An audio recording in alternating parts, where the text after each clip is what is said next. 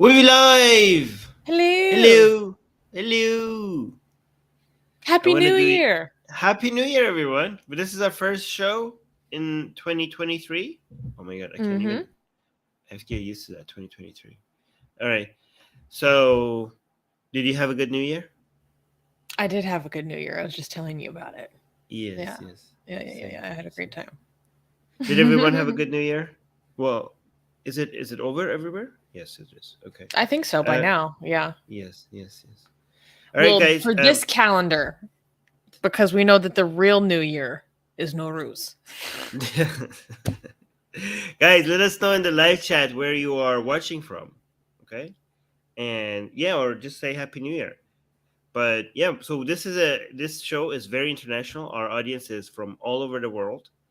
And so we like to see where our audience is. So if you're watching, just say, oh yeah, we're still not able to stream on Facebook because I got a strike on Facebook. So usually the Facebook people are the people who are tell us where they're watching from the most, right? So YouTube people today, you need to pick up, and Twitch even pick up from, for Facebook people. Let us know where you. Oh, there you go. People are saying us from Dallas, Texas. And yeah, Soha is saying Happy New Year from New D is saying Zealand. Happy New Year, infidels. Happy New Year, guys. So if you're new here, we're going to be covering the news. We're going to be covering 10 atheism and religion related news items. As Susanna and the team and D picks up the news and they do research on it to make sure that we get things right. And it's very international. We have Susanna. Today the news is mostly from what countries? Afghanistan, Iran, the United States, the Caribbean, Barbados, No, twist, Egypt, that's a new one. Israel. Yeah, those are the main ones. We never had news from Barbados. This is our first Probably. Barbados. Probably. Yeah. Okay. All right. That's interesting. All right. And is it mostly tragic news, good news, ridiculous news, insane news? What kind of news do we have?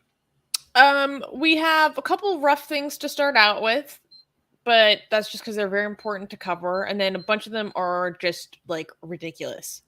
Yeah, some a little bit like shocking, but yeah, that's kind of the mix we're going with today, and some good news, some like good news. Some good news. Okay. Yeah. Can we clap for the first news? No. No. Okay. I mean, nobody died. Did anyone? Come on, die? Armin. Okay, fine. Our criteria used to be like if anybody was died or okay, fine. It's just for this one, it's just not appropriate. Fine. Not appropriate. All right, next news. First news. Oh, first news. First news: Taliban bans women from university education. On December 20th, the Taliban announced that women would no longer be allowed to attend university. Neda Mohammed Nadim, the Taliban's minister for higher education, said that the government implemented the ban because women didn't follow the dress code. Nadim said, quote, "They are dressing like they are going to a wedding." Afghanistan's education ministry said that its scholars evaluated the higher education curriculum and environment and declared that the attendance for women would be suspended until a suitable quote-unquote new environment had been established. The banning also restricts women's access to education and other essential aspects of society. Humaria Gaderi, a U.S. Afghan activist and university lecturer, told the BBC that Afghanistan, quote, is no longer a country, but a cage for women. Although the Taliban in general is opposed to modern education, especially for women and girls, the issue divided the Taliban, with some more moderate officials opposing the ban. In solidarity with the women, with the female students, around 50 male university professors and lecturers at public and private universities resigned from their positions, while some male students refused to sit for university examinations. So what is the? So this is more in line with the things that we talked about before. There's divide within the Taliban. There are certain Talibani members, especially the ones that were involved in the negotiations in Doha, that have been under the influence of their international travels, and now they're more interested in figuring out what to do to open Afghanistan to investments and relationships. But the Taliban that got the upper hand right now in Afghanistan is not that Taliban. So that's unfortunate. By the way, I do want to mention that there's technically nothing in Islam that tells you that women can't get educated. So I don't Yeah. know. Yeah. So I don't know if they are, if the argument is that women's education is un-Islamic, or education is not un-Islamic, but women coming out to schools requires them to be seen out in the public by men, and we just can't have that. You know what I mean? Do you know So which line they go with?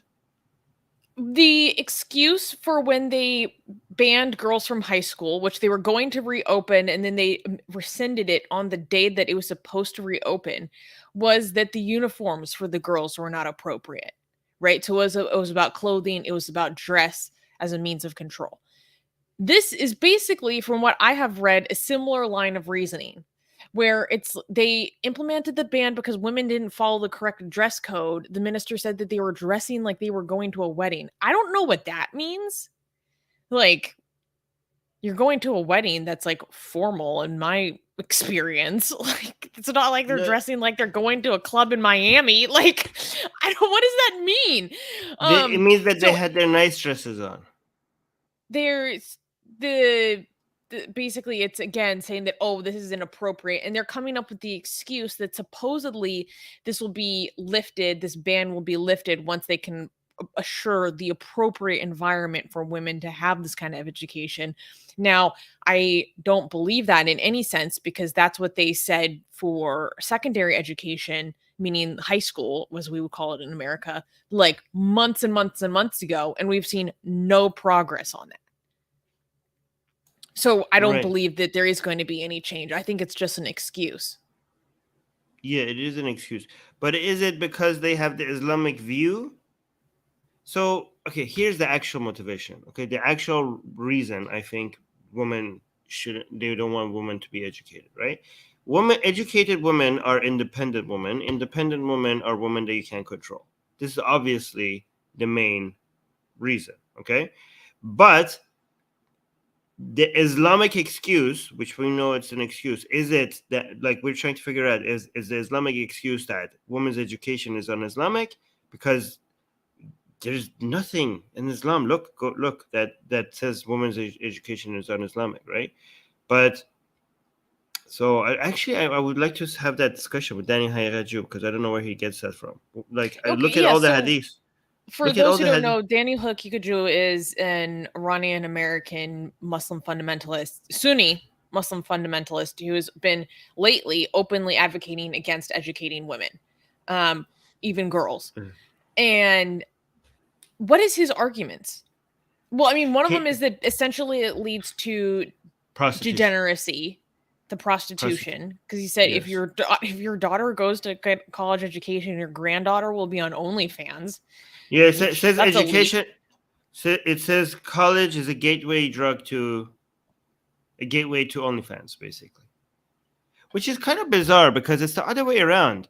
I mean, Hmm. okay, it's the type of prostitution that you need to worry about, right? Because at the end of the day, sex work is sex work, but is it controlled? Is it like, is the woman in control, right, of the what's happening, right? So educated and independent women, some of them might want to be involved in sex work. Poor women are forced to be in sex work, right? Yep.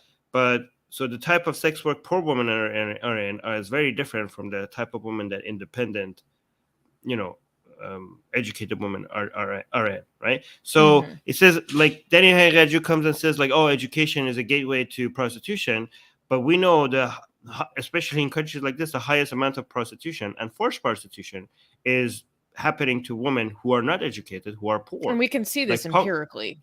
yeah, poverty causes prostitution, but the horrible kind of prostitution, the one Well, that's survival you're sex.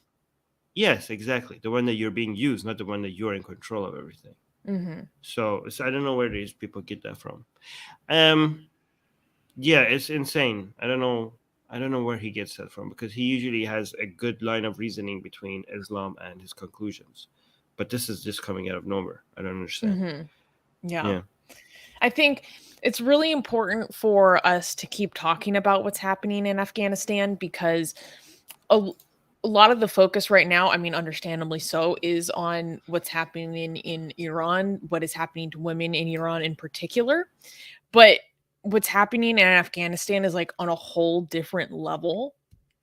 And the consequences of this are so great and generational that um it's just really severe. And I get worried that people who live in the quote unquote West, the quote unquote free world, these phrases that we use, whatever they mean, that we, especially for a place like Afghanistan, I worried that we get dismissive of this kind of thing. Like, oh yeah, like that's just what happens there. Like, what can we do? Da da da. And people don't really care that much. And it's something I struggle with because, like, with the people that I follow online who are Afghani activists, they're like, they feel completely abandoned. Completely abandoned. And I can understand why. But at the same time, I'm at a complete loss about what to do, except keep talking about it. Yeah. I also want to say I have never seen in my life, in the past couple of years since Taliban came to power, I've never seen such level of eagerness for education. In my entire life, like the women in Afghanistan, the all the things that they're going through for the right to educate themselves, like the risks that they're taking, the like also like not just the women, but like little girls. Like I've never seen little girls cry over not being able to study, because I don't know, when we grew up, these things like education was, I don't know, you're like, oh my god, I have to study, right? But these people are like, please let us Yeah, study. yeah, yeah, yeah. These You're people like, are oh like, man, I don't want to go to school. Yeah. and like, early on when Taliban came to power, we had so many videos of like girls coming home and crying over the fact that the school was closed because Taliban came in and shocked them over the, like, so many videos of girls crying. I'm like, look at these people, look at how much they, how much they understand education, especially for women. Like, I think most people don't understand how significant this is, right? Because women in many countries that you're watching from, right? There, even though men have the upper hand in some other countries, women are not completely hopeless. There are ways for you to survive, right? But in some other countries like Afghanistan, education is the you're a slave unless you're educated. With education, that's the key to your freedom, right? So that is what education means. It opens the doors to your prison, right? So that's how significant education is for women in Afghanistan. Otherwise, you're just like you're technically a sex slave. I mean, they call it a wife, but it's more accurately a sex slave, Yeah, right? Which is honestly. literally In sold term off. Right. Yeah. I Yeah. mean, oftentimes when you're a minor as well. I mean, it can't get more stark and dark than that. Like, I think one thing that's also really important to think about is that a few days after the ban on the women going to university in Afghanistan, then the Taliban banned females from participating in the work of non-governmental organizations, meaning nonprofits, relief agencies, stuff like this. Again, because they alleged that these women were not basically observing proper hijab or allowing environments that did not allow or observe proper hijab. Again, it's all about this. Supposedly, that's what they say. And this is so consequential because some of the largest aid organizations that do work in Afghanistan immediately had to suspend operations. Immediately. They're like, we have to stop operating in the country until we understand what this order means. And this, over half of the country of Afghanistan relies on humanitarian aid for most of their like basic needs. I I can't even remember the percentage of the number because it was so crazy large. Something approaching, if not above 90% of Afghanistan is like going to be, if they're not already below the poverty line. So much of the country is starving or on the brink of starvation, like the majority of people.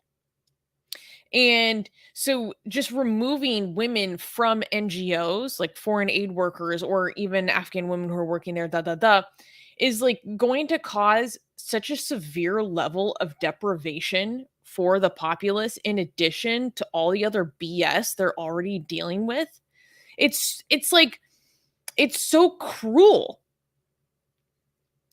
For a lot of women, that's the only healthcare they will ever receive, because they will be denied access to see a male doctor.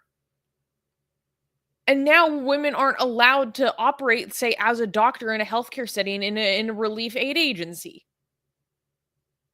Like, people are going to die because of this decision of medical neglect. And I cannot wrap my mind around it, because I don't know. I am still kind of working this through in my head, but I'm tackling with this idea of like, there has to be, for these people who are leaders or whatever, there has to be some part of them that does a cost benefit analysis of like, well, we know that this is ultimately going to be the cost of this decision to some extent, right? But then, are they a slave to their ideology to such an extent that it's worth it? That it actually, they believe that it serves them more to go forward with it? Yeah, it does actually Like, serve them more. It's about. I'm still like really trying to wrap my mind around this. Armin, what do you think about It is that? about their survival. It actually makes sense from their perspective. It's actually rational. I mean, they will break apart. The Taliban membership will break apart if they don't do these things. Like, imagine, like, you get like so many members of Taliban, they gave their lives, they had martyrs, and they bled for an Islamic government. And now they're like, oh yeah, women can just now walk freely around with whatever like outfit they want to wear. They're like, I didn't die for this. I mean, we didn't. I didn't die. I didn't bled for this. We didn't give martyrs for this, right? That's what they would say.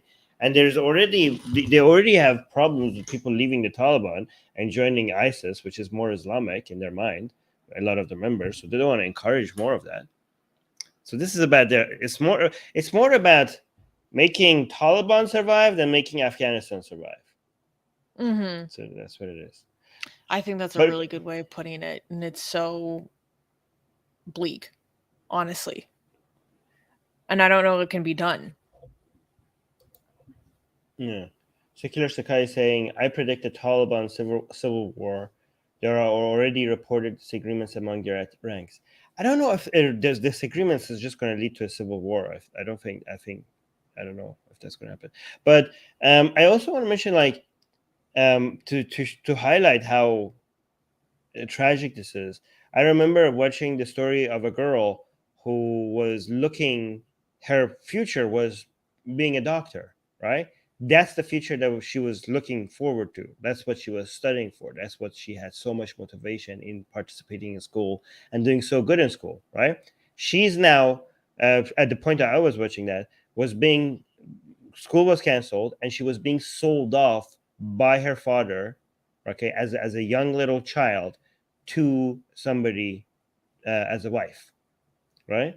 So you literally went to looking to your future, to being a professional woman that is making money and is proud of her life and has her life in control, and all of that. Imagine being a little girl and all of that your entire future just being wiped away in front of your eyes. And now the future that you're looking at instead is being, effed by a man that your father just had to sell you to as a child, which is, quite a 180. Oh my God. I don't know. I think the only thing that I can think of as something that can be done as a level of assistance would be to support the work of the organization Ideas Beyond Borders, because I know that Ideas Beyond Borders is basically their work is to try to transfer knowledge and education in environments across the world, in the midst of censorship or despite censorship. And they have started a program to put a lot of education into the Dari language, and they also help fund basically You're cutting in and out, Susie. Is she cutting in and underground out for female education. me? They have like an Is she just cutting in and out for me or for you guys as well? sure. I think she's going to be back soon.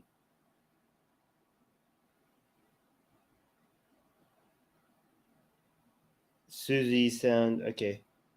Susie, are you back? Just give her a few seconds. All right, Susie, say something, please. Yeah, I'm back. All right, sounds good. You're pixely, but that's fine. Okay, us two. Yes, us two. Okay, so it's not my internet. It's your internet because I'm fine. All right, say something again because I couldn't hear you. All right, we lost her again, I think. Just give her a few seconds. Can you hear me? Secular Sakai is saying, yes, I can hear you. Secular Sakai is offering you to send you a newer laptop. That would be great, actually. Thank you. I actually just got a new laptop, but I didn't have time to set it up today. So I'm hoping that will help with this issue. But anyways, what I was going to do was basically plug the work of Ideas Beyond Borders, who are basically creating an underground railroad of female education in Afghanistan, which is, I think, possibly the only positive step that can be taken, because obviously, I mean, intervention isn't going to happen. So, I don't know. I think, yeah, just supporting the work of organizations that do that to the best of their ability, and continuing to talk about it and not just like write off these lives as something that we shouldn't care about because they're just effed. I don't know. I don't have it in my heart to do that. That's not the kind of person or value that I have. So even though it's like, I don't know, this deserves attention. I think people just are like, well, that's what happens over there. That's what they want. That upsets me. Yeah. I think, the one reason why this issue happens over there is because of the lack of attention, right?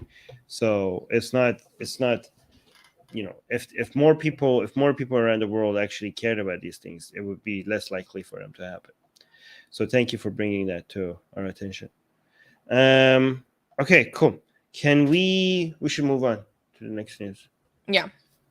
Okay. Can we clap for the next news? I don't think we should. No, okay. All right, next news. Iranian clerics demand amputations and more executions of protesters. Recently, the Association of Qom Seminary Teachers, an influential hardliner group of clerics in Iran, demanded more blood and urged the authorities to use more inhumane measures against protesters. The association suggests that anyone who participates in anti-government protests to quote-unquote instigate fear in society should be treated as a belligerent. This is part of the charge known as muharebe. Iran's Sharia laws treats belligerence as punishable by death, crucifixion, severance of limbs, and or exile. The clerics suggested that this, quote, the severing of fingers of one hand and of toes on the opposite foot could be effective as a deterrent punishment if a person instigates fear in society without the involvement of the opposition media and without urging others to follow suit. They also claim that exiling would be ineffective, as they believe it would, quote unquote, ruin the image of Iran around the globe, and the government will suffer the cost. Aside from intellectuals, politicians, and activists in Iran, some former officials and high-ranked clerics denounced these horrific acts. Well, I mean, this is very Quranic, though. This is exactly what the Quran teaches. Unlike what in the previous news, this is completely in line with Islamic teaching. So if you're spreading corruption on earth, you're supposed to either be crucified or have your hands and feet cut off from opposite ends, like if left hand, right leg, or the other way around. So This is completely in line with the Quran. Spreading corruption on earth. Yeah. The only problem with the Quran is that it doesn't specify what it means by spreading corruption on earth. So Very it's really, conveniently. What do you mean? yeah, The problem. I think that's kind of a feature. yeah. So that makes it up to you, basically, which is actually one Yeah. of the major problems with the Quran. But I mean, I don't know what the people. By the way, this is in contradiction to the previous news that we have had, because we had certain people from Qom coming in and complain. Like, remember we had news that we had some religious leaders from Qom in Iran kind of voicing out their opposition to the government, right? And now Well, we they have, straight up called Khamenei illegitimate and like railed him and Raisi for being yeah, not having the right credentials. Like they roasted the fuck out of them. But that was yeah. all anonymous. And so like it's This questionable how authentic part of that was or how influential it actually was, you know? we might have different scholars in Qom having different Oh, that's allegiances, and definitely true. yeah, so Yeah. there might There's be competition. yeah. Um, that would, I mean, that would be, if they do that, that would get a lot of international attention. Imagine if the protesters were captured and they had their hands and feet cut off. That would be so barbaric. That would be. I mean, I mean, it's they weird, were amputating a guy's fingers like uh, earlier this year. but that was It for didn't get that theft. yeah, it didn't get that much attention. But they Yeah, still but do that's this. different. I mean, not that. Okay, that's all barbaric. Okay, but I think doing that to the protesters will have a major different reaction. I mean, I that got agree. some reaction, but this will get a lot more reaction. That's why I think that they won't do this, which is weird, because I think like executing the protesters gets less of a reaction than if they were amputating them. Don't you agree? Um well, this is a hypothetical because I haven't seen it in real life, but I'm just guessing. I think it might get more of I think it might get more of a reaction. I think you might be right because we're it okay, this is a very, like dark way of thinking, but let's go with me here. I think some elements of the general population will be like, okay, executing protesters, well, they already shoot people dead in the streets. Like, okay, this is kind of in their character, da da da. But being like they started amputating their fingers and like hands and their limbs. Holy crap, that's medieval. Okay, yeah, Susie, you got cut again. You muted your mic. Can you hear me? Yeah, okay. Yeah, that you're saying that's medieval. Oh yeah, that was really weird. Basically I was just saying that like it would be more shocking Mm. perhaps the amputation, where it's like, okay, well they already killed people and execution isn't that much more surprising in some ways. Do you understand what I'm saying? Yeah, yeah. I think it's. I mean, executions are more barbaric because you're literally killing somebody. I just think people are just not used to saying seeing amputation used as punishment, and that's why it would be more shocking and it would get more reaction. I I don't know if they would do that though. I don't think. I think that I mean they should be insane. They know how would that look internationally. So I think they would rather use executions than amputations, Yeah. which is So the weird. whole argument here from these clerics is that in Iran, a lot of murder charges or certain kinds of crimes are subject to qisas, which is like retribution, like eye for an eye. Like literally there are incidents in Iran where a woman was blinded and her justice that she inflicted upon the person who did that to her was to have him be blinded. This is all legal. And the problem is with qisas is like that the victim or the victim's family. All right, Susie, your audio is getting cut again. So I'm going to read this thing by D, which is actually a very good point. D is saying amputation would leave disfigured people in view. Exactly. That is a very, very bad strategy by the government, because imagine if you've protested, which makes you a hero, and then you're being arrested, which makes you an even bigger hero. Okay, and then you've been abused by the government, which makes you an even bigger hero, and now your hands or feet are going to be cut off, and you're left alive for a constant reminder, a living reminder for the people of how brutal the government is. Like you have a hero that is not dead, a walking, living hero that is the disfigurement is a constant reminder to the people for why this guy is a hero and why the government is evil. So when it comes to PR, it would be the worst strategy for the government to cut, which is, I don't know why these idiots are recommending that, because like PR wise, it's just like, I don't know why even if you think this is Islamic, I don't understand. Like, do they have no self-awareness about how bad this looks? They think that this is better than their system of exiling people. So Iran has a system of internal exile where, like, after maybe you serve some time in jail, or depending on how things are sentenced, you're exiled into like different provinces than where you're from, and you have to stay there for a period of time. Like Sohail Arabi right now, the atheist Iranian political prisoner, he's in internal exile right now for the next like 2 years. And they said, or what's reported on is saying that exile would be totally ineffective in such cases, they declared, because such actions tarnish Iran's image in the international community and bear other costs for the government. So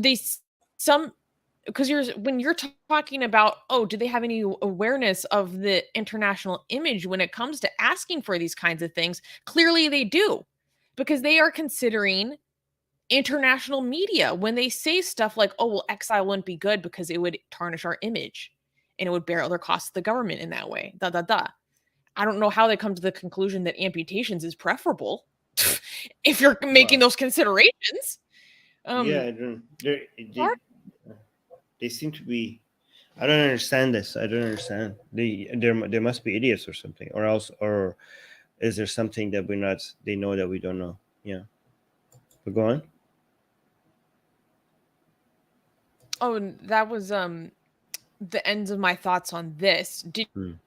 Was there any other news stories from Iran over the past 2 weeks, because we haven't had a show in 2 weeks, that you wanted to talk about?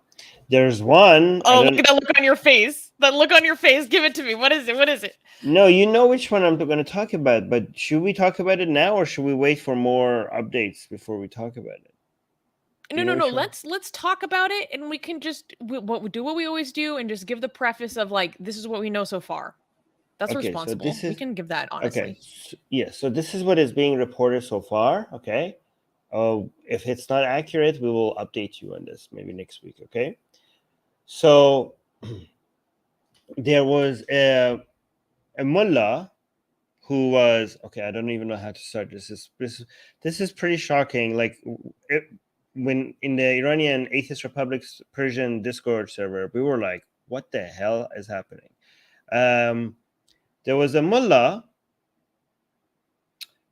who was beaten the crap out of by the police in Iran. And arrested.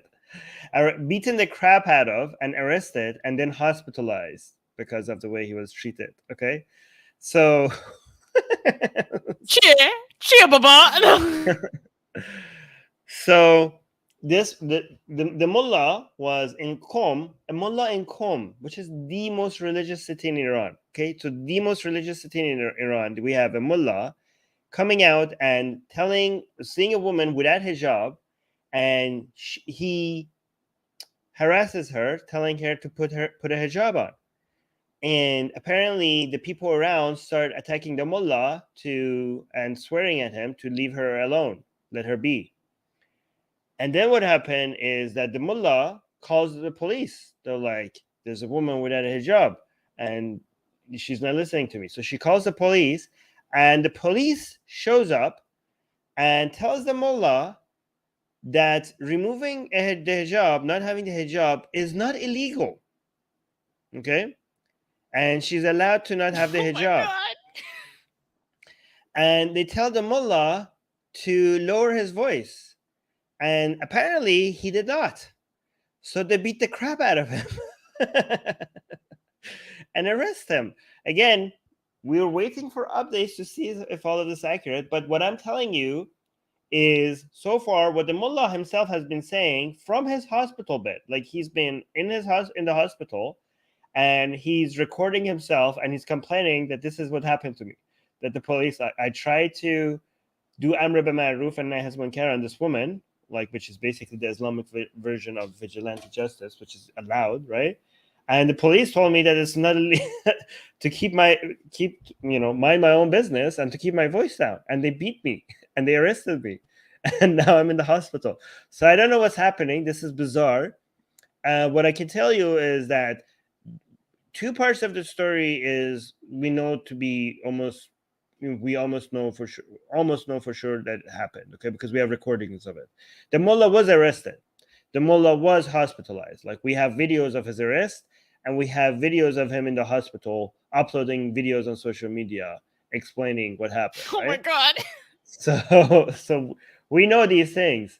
But what exactly happened that led to all of that, we're waiting for updates, because this is bizarre. This is absolutely bizarre. We don't know what's going on. In Qom, of all places. Qom, I don't know, people, if you know how religious Qom is. Yeah. Extremely religious. Yeah, this blew my mind when you first told me this. I feel like I should try to like reenact my initial reaction, because it was something like this. It was like, I couldn't believe you. I was like, they did what to her? Yeah. And a lot of religious people are so angry. They're like, I was watching like religious people, Iranian religious channels covering this, and they were like, this is the end of times.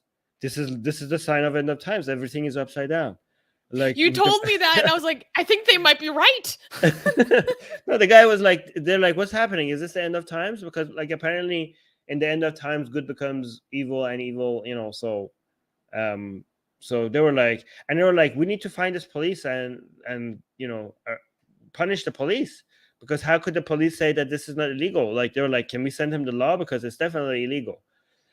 I had a guess. I don't know if I should guess right now or wait for more information, but I think like it's either if the police actually told the mullah that it's not illegal to not have the hijab, I think maybe the police that police official misunderstood.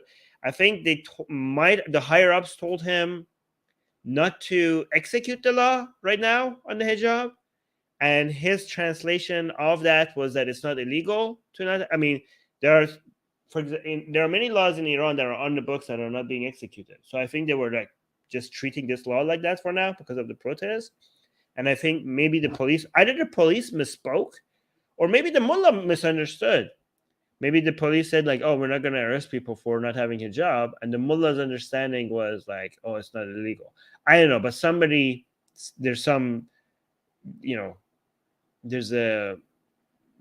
is missing translation here. So we have to see what's going on.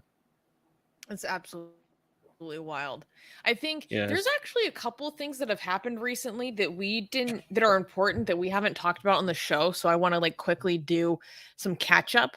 One thing that we didn't talk about, which is actually really good news, is that back in December, the Islamic Republic of Iran was actually officially kicked off of the United Nations Council on the Status of Women, which is a huge deal. It's extremely historic because there is no precedent for such a procedure.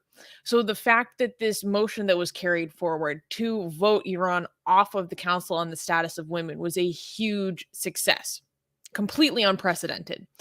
And it was actually really fun because I woke up early that morning and I was hanging out in the Atheist Republic Persian Discord, and I was streaming it to everyone on the Discord, like on my computer, and we were all watching it together, like waiting to see all the votes and everything, and then celebrating when they went off. So that was really lovely. But another really important thing that happened is that the famous Iranian rapper Tumaj Salehi, he is known as being extremely rebellious and like the voice of the people, and like so vehemently and openly critical. Like, he's really a hero.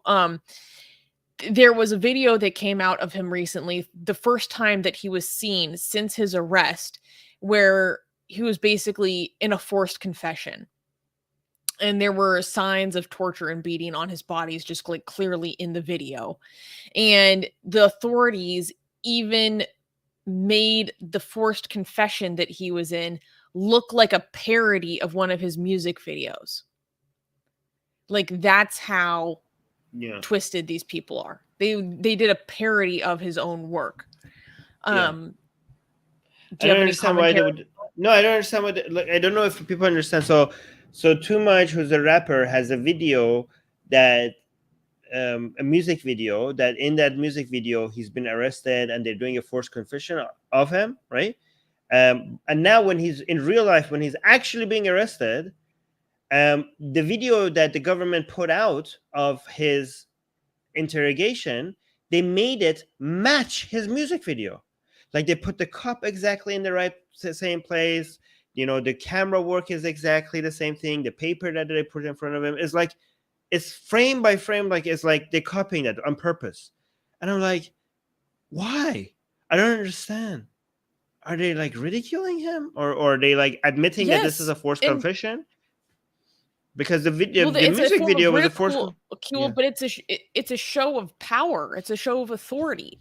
Like, look, your hero that you guys love as being this sign of rebellion. Like, when we want to, we can force the monkey to dance. We're going to force you to sit in a play that is a parody of your own forced confession while it's actually a forced confession. Like, think about the sign of the show of force that entails psychologically. Yeah, I don't know. That's bizarre. These people are sick. I mean, that's the message. The message people actually got was not like, "Oh my God, you're so powerful." The message that people got was like, "You guys are sick." That's the message people got. Yeah. So, and one thing that I actually, people were, whenever these forced confessions come out, like, people kind of have a consensus of like, we are not going to show this, and so people were not really sharing Toumaj's forced confession. But in it, he's basically made to say, you know, admit that he's trying to overthrow the regime, admit to his crimes, admit to his revolutionary nature, And one thing that I really loved is, like, the Iranian community in general came back and they said, Toumaj confessed to his revolutionary nature, his ideals years ago, and that's why we love him. Like, this is why we love him. These things that you think are crimes, because he's so critical, because he is so deeply conscious of the way in which the state disenfranchises the nation. Like, because his music is very rich with reference, that unless you really know how the state power works, deep state power works in Iran, some of the meaning can be really lost on you. Like, he's very consciously aware. And so they're like, this is why we love him. These things that you're trying to humiliate him and use to condemn his character, why he's our hero.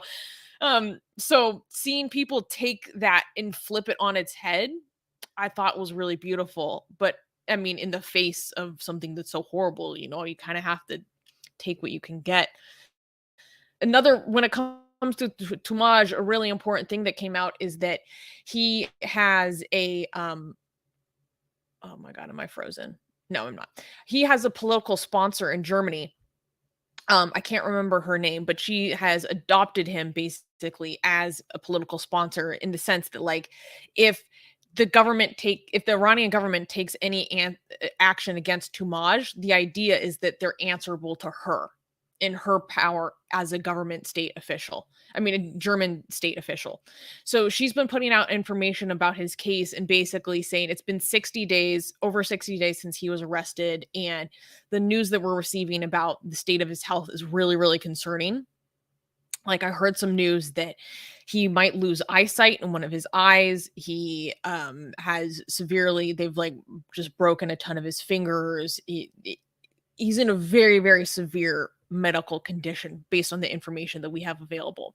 So I just wanted to talk about that because the reason why it's so important to talk about these things is because we need people to post about it. We need people to raise awareness about it because we have seen time and time again that when the international community is paying attention, when we have all of our eyes on specific political prisoners, it does actually make a difference.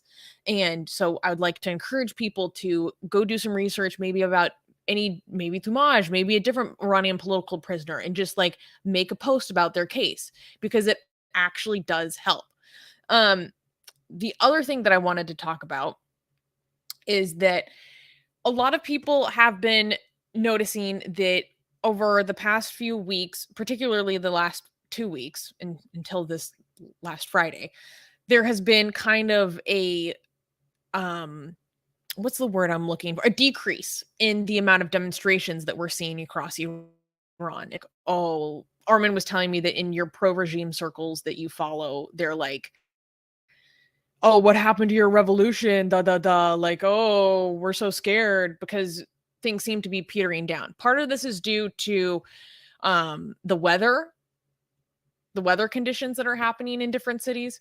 And part of this is due to likely the crackdown that happened in Kurdistan and Western Azerbaijan in late November, as well as the executions that took place. And so a lot of people are becoming very discouraged. They're like, well, is this it? Is this over? Da da da. And I want to quote this thing that I heard from a Iranian podcaster that I listen to, Jian Ghomeshi, and he says it's a marathon, not a sprint. So I want people to, while we care deeply about this cause, like set their expectations accordingly. And just because the Iranian government isn't gone within like a few months, that doesn't mean that this is not something that deserves our continued attention and our continued support.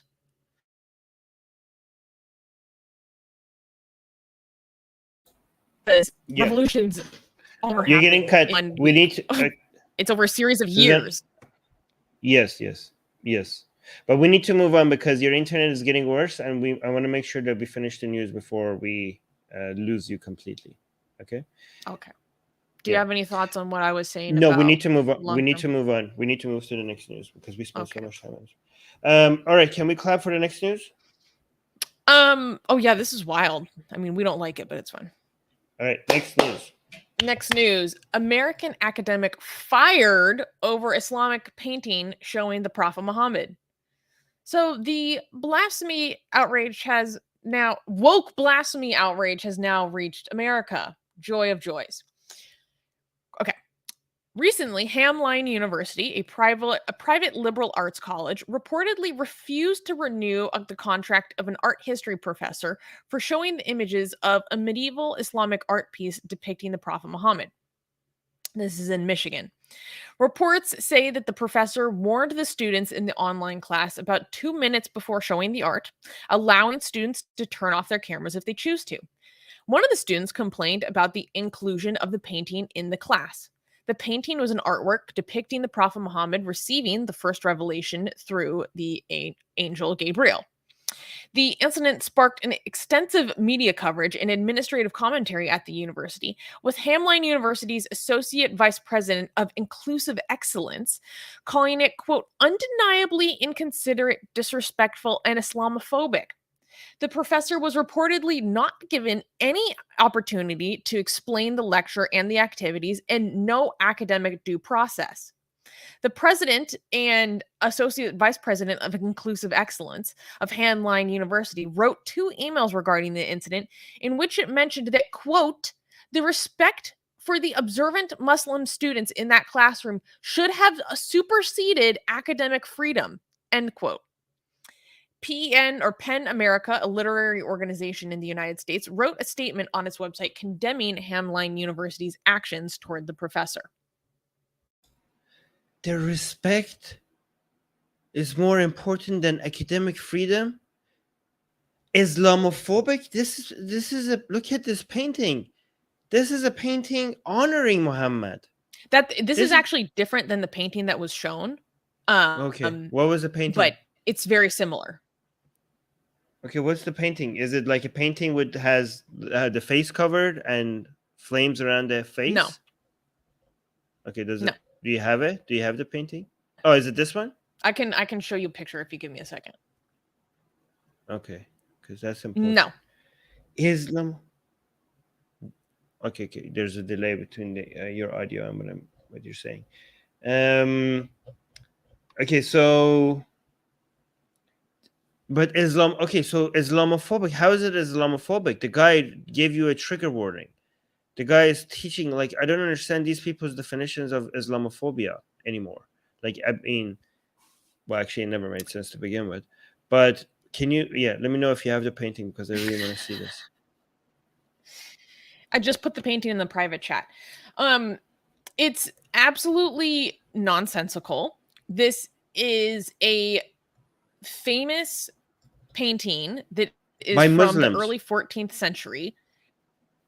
This is a created painting by by Muslims to record the history of the Prophet. This is regarded as a Persian masterpiece of early paintings. What was the air quotes? Oh, history. I said you said history of the Prophet. Oh, I did air quotes for I did air quotes for the history part. But go on.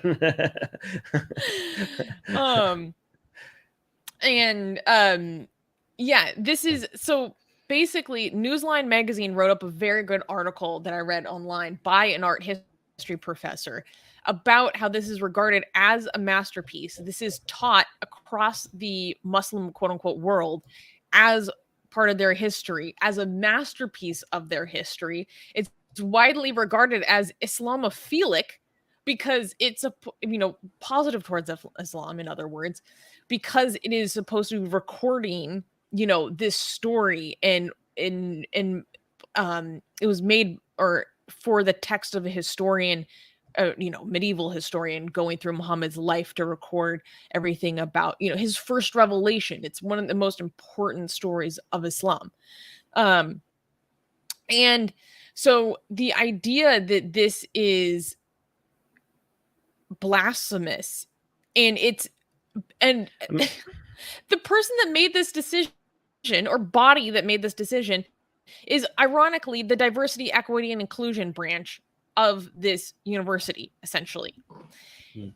And there was a really good petition that was put out basically asking the university to rescind the way that they treated this professor, and saying that Westerners have a misconception that Muslims are not allowed to see depictions of the Prophet.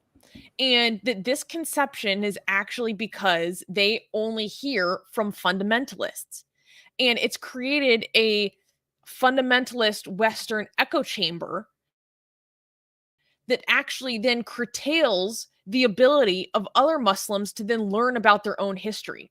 Like, all these academics that came out in support of the professor that got fired said that you are actually inhibiting Muslims' ability to learn about their own history, to learn about Islam in a dynamic way. You're now saying that you're now dictating to them what is their faith. And now they may not feel able to speak up and be like, no, this actually is important for me to understand the depths of the history of my religion, which I thought was a very interesting point. Yeah, this is insane. This is academia. You're supposed to go and get learn things and get challenged, and your ideas, you need to be exposed to other perspective. It's not supposed to be a place where people respect you. You're supposed to be a place where your horizons are widened, your perspective is more, I don't know, it's insane, because this is what academia, like, this is people who are in academia are supposed to be people who are extremely eager to challenge these lines that other people draw, but they themselves are actually the ones now who are enforcing the lines. Anyways, we should move on. What do you have sharing here? No, and this is all supposed to be in favor of supposed diversity, equity, and inclusion. But this is actually taking a hardliner stance and then dictating to Muslim students what they can learn. And actually all students, non-Muslim students as well. It's insane. When the instructor literally could not have been more responsible, as reported, about how to approach the subject matter. This piece of art that's like so highly prized within the, scholarly field. So there was this petition that came out that was published by a very, very highly regarded art historian scholar. And it's called Petition in Support of the Dismissed Hamline Instructor Wrongly Accused of Islamophobia. I think it'd be awesome if you guys go sign it. I just put a link to it in the chat. But if you are not watching this live or you want to find this afterwards, it's called Petition in Support of the Dismissed Hamline Instructor Wrongly Accused of Islamophobia. And I think it's important. Say that again, because when you said the name of the petition, your audio got cut. Oh my God. Petition in Support of the Dismissed Hamline Instructor Wrongly Accused of Islamophobia is the name of the petition. Okay. Let's try to go faster through the news, because I want to make sure that we have you for the rest of the news. Okay. Okay. I was signing the petition, but I think I should do it later. I was trying to do it on my phone. We got a super chat that we never acknowledged. Oh, yeah, but okay, we did get a super chat, but we're gonna read it with the last news, because the super chat is relevant to the last news. Okay, it's a spoiler. Secular Sakai has spoilers.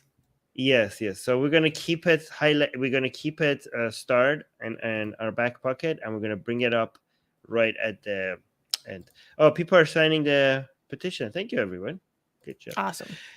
All right, can we clap for the next news? Sure. Wait, no, look, more people are signing it. That's great. All right, next news. Next news. Israeli minister says doctors should be allowed to refuse LGBT patients. On December 25th, in a radio... Wow. What? Yeah. Okay, ladies and gentlemen, we have lost Israel. We have officially lost Israel. But go on. Okay, well, let me get into it. On December 5th, in a radio interview, Israeli politician and incoming minister, so she's technically not yet, but she will be, Orit Struk, suggested that Israeli doctors should be allowed to refuse treatment to LGBTQ patients. Struk, representative of a religious Zionist party, said that her party is in favor of an amendment to an anti-discrimination law. I love amendments and exceptions to anti-discrimination laws. That would allow service providers to deny their services if their religious beliefs were violated. Netanyahu, Prime Minister of Israel, has deemed Struk's remarks quote-unquote unacceptable. He has denied that his newly formed government, which includes Struk's party, will cause any problems for the LGBTQ community. After receiving backlash for her comments, she tweeted that she had been referring to the types of medical procedures that would be religiously questionable, not explicitly targeting the LGBT community. Executive Director of Jerusalem Open House for Pride and Tolerance, Alon Shakar, stated, quote, "If these ideas materialize and become reality in deeds, they will not affect only the gay community, but all of Israeli society." Really going backwards fast with Israel with this new election. Like, secularism and democracy itself is now at risk in Israel. And Israel is being added to a whole bunch of other countries that is going full on far right in 2022. We lost a couple of countries. We lost Italy, Sweden, and worst of them all, Israel. And Israel is actually very significant because Israel has too much of an impact on U.S. foreign policy, right?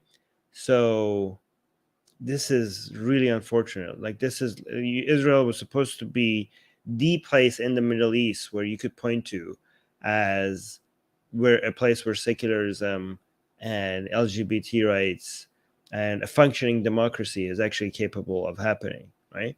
But again, guys, this is what I'm telling. This is why I keep telling to you, religion is a major threat right now. We're in a point in the history right now that we could either go full on liberal and make liberalism and world international norms and orders to take place in a way that we continue in the same path that we started ever since World War II, or we could go the other way, right? So making sure that the liberal powers have the upper hand is, at this point in history, very, very important. Okay, very, very important, because this is the time, this is the moment where we look back at and see which direction we went. Okay, this is why crushing Putin was very important as well, right? So we can't afford to make a mistake. And the main force right now that is threatening that is religion. Okay, is the main force that is like threatening whether or not we go in the direction, when it comes to especially United States and now Israel, is religion. So atheist and secular activism right now is more important than ever, and it's getting the least amount of attention than ever. Like atheist activism and anti-religion activism got a major boost after 9/11, but right now it's not getting as much attention, even though we need it the most. Like 9/11 was not. Right now, the foundations of democracy are being challenged. This is okay. I don't want to compare because people might get the wrong opinion, wrong understanding of what I'm saying.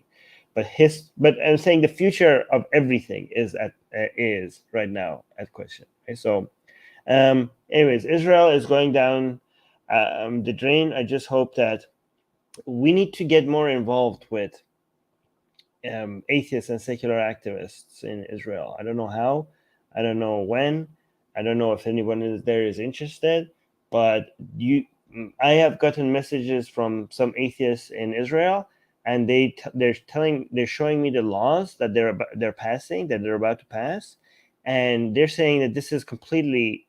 I don't know if this is an exaggeration or not, but their arguments is that this would be the end of democracy in Israel.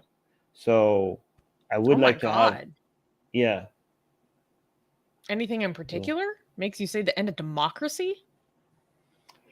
Well, I don't. I do want to fact check this before I talk about it, right?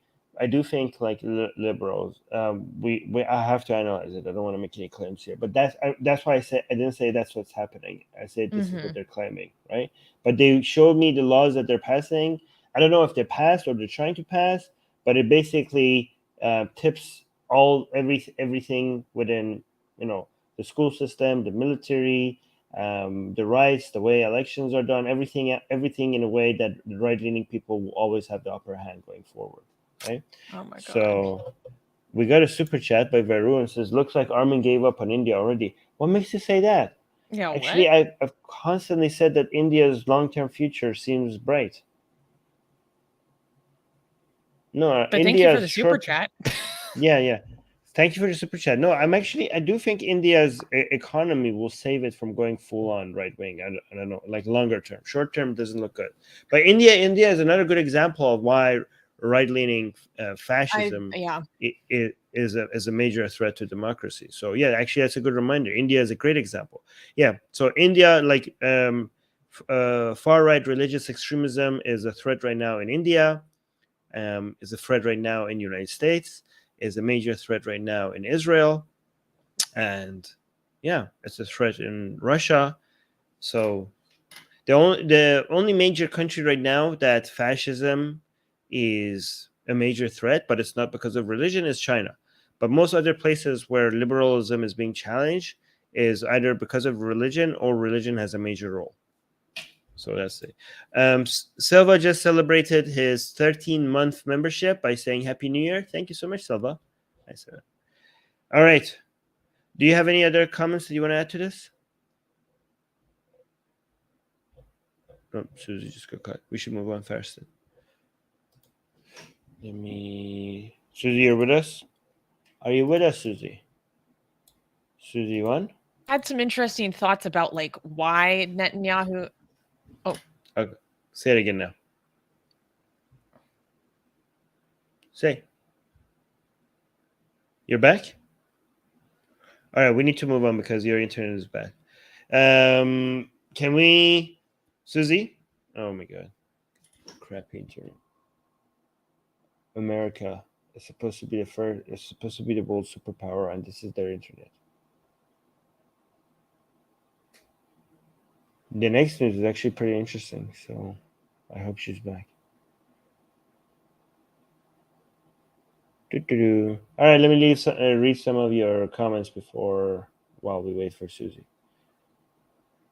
Susanna stuck.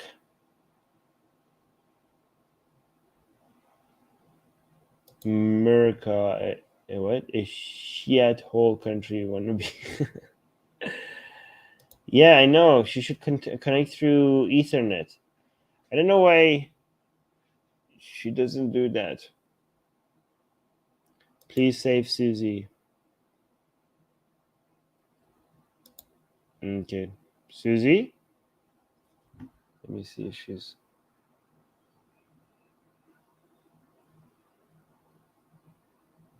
Susie? Okay, Susie. Let me see if I message her on Facebook. All right, I'm going to end the stream now because we don't have Susie. Oh, Susie? You're back?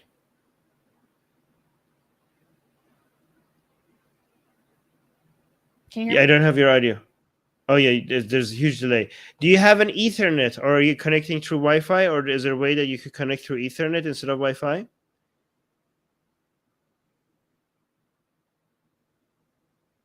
Okay, there's a major delay. I don't know, but I'm going to go try. All right, if that's the case, we have to end the stream, and we could finish the rest of it, and then we could reschedule the rest of the stream. Are you sure? Well, it would be good if you connect the Ethernet before we go live. Do you want to do it fast? How long would it take if you want to go to the... Okay, let's just try to continue. All right, can we clap for the next news?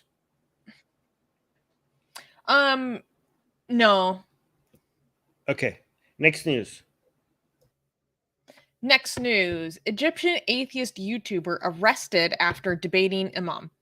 Last November, an Egyptian atheist blogger, Hesham Fouad Ahmed, aka Hesham El Masri, was arrested by authorities and allegedly charged with insulting Islam. On October 30th, Hesham joined a debate hosted by Bassem Sam against an Imam, Ahmed Karima. The discussion was broadcasted live on YouTube. Both parties gave each other a chance to talk at the start of the discussion. Unfortunately, the debate quickly turned heated, with Sheikh Karima yelling at Hisham to stop. A week after the discussion, Karima appeared in a video accusing Ahmed of disrespecting Islam. According to the Secular Underground Network, Karima used his, quote, connections to press national security to apprehend Hisham.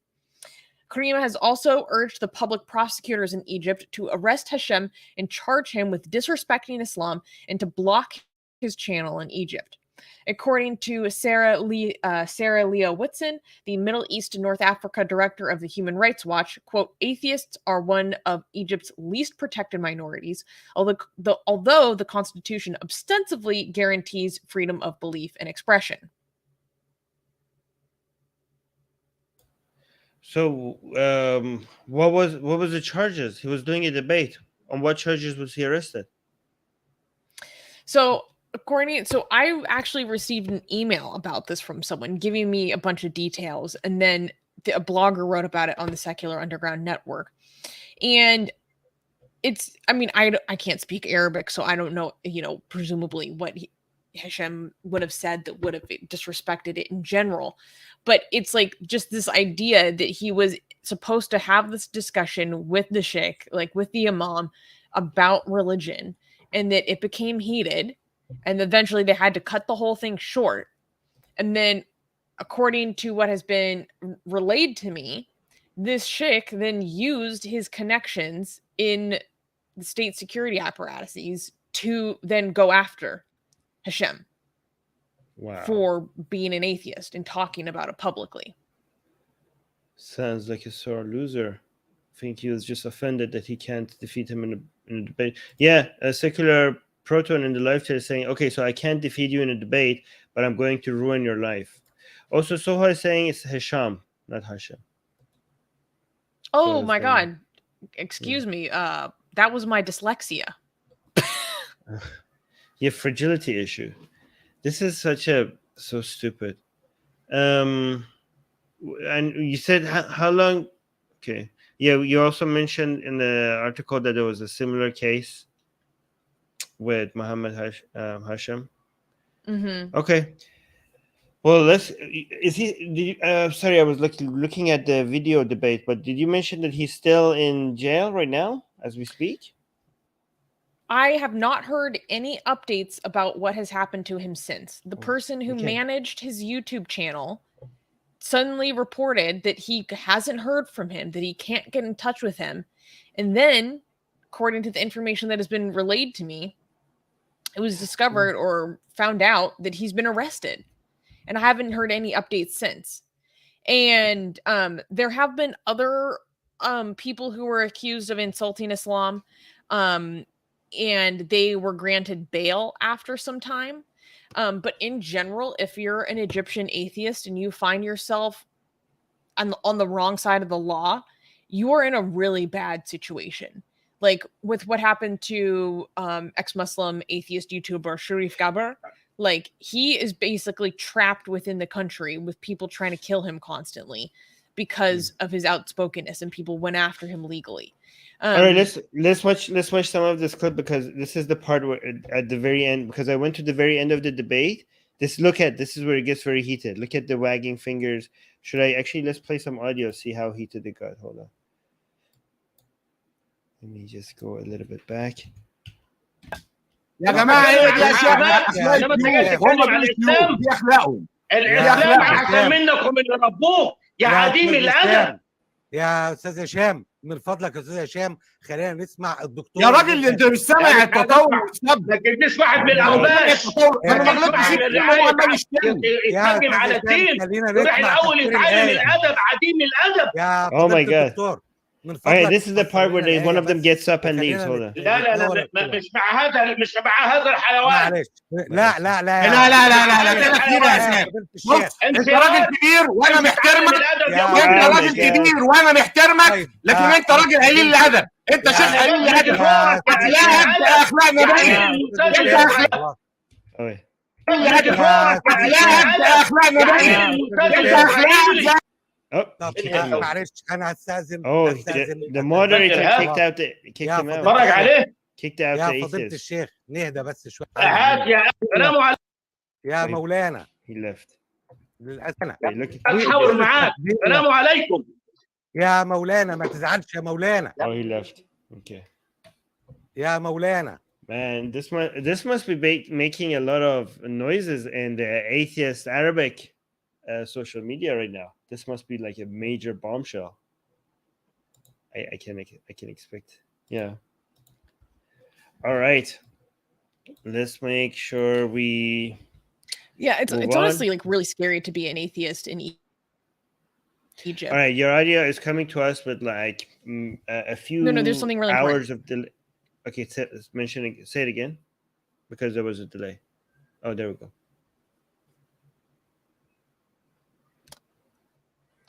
Basically, so I just put a link to it in the live chat, but the people who reached out to me about this story said, please help Hisham by signing and sharing this petition. So I put a link to it in the live chat, and also using the hashtag, his name in Arabic, or hashtag free Hisham now. And so please go sign this petition. If you want to look it up, it's called Free Hisham al-Masri. Atheism is not a crime. And I think it's really important to be in touch with persecuted atheists around the world and show our support in any way we can. And so, yeah, please go sign the petition, share this story, talk to people about what happens to atheists in other countries. Okay, so Soha is confirming in the live chat that the part that the Muslim guy went crazy was the part where the atheist guy asked him about a verse in the Quran, mentioning that it's a terrorist verse, and that Sheikh guy, he went crazy. That's when he went crazy. Okay, Hisham has been released on. Okay, so Soha is confirming that Hisham has been released on the basis that he would never go live and would not criticize Islam in exchange for his freedom. Wow. Okay, so they let him go free in exchange of never criticizing Islam again. Okay. We also got a super chat from Norman. Susie, are you back? Okay. So Norman gave us a super chat saying, Happy New Year to everyone. Thank you so much. Thank you for using a super chat to say happy birthday to everybody. That's very nice. I think Susie has gone to get an Ethernet cable. Is that what you did? If you give me a few minutes, I can switch to a location that shouldn't be this god awful. Well, no, let's just, because a few minutes will be too much of a wait. I think we will have a drop. Like, if we do. Like 2 minutes? 2 minutes? Okay, 2 minutes. We'll just stand here for 2 minutes. Okay, I will just read the next news then. How about that? Myself. Okay. Okay, which is the next? No, wait. Guys, should I read the next news or should we wait for Susanna? 2 minutes for Susanna.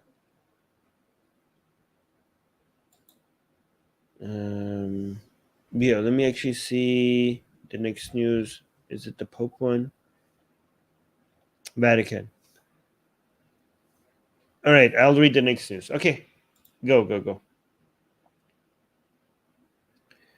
All right, let me just read the next news. No, not that one. This one. All right. So the next news is next news. Wait, am I allowed to clap for this one? Let me see. Pope Francis called cautions medical staff that. Okay. I think I could clap for this one. Oh, people are saying wait for Susanna. All right, I'll wait for Susanna. Then what do we do in 2 minutes? I'll just read your. People are saying wait. Okay, wow. People don't want me to read the news. People are like, wait for Susanna. People are saying wait. Okay, somebody doesn't mind me reading the news. Thank you. Something I don't remember. It's saying read.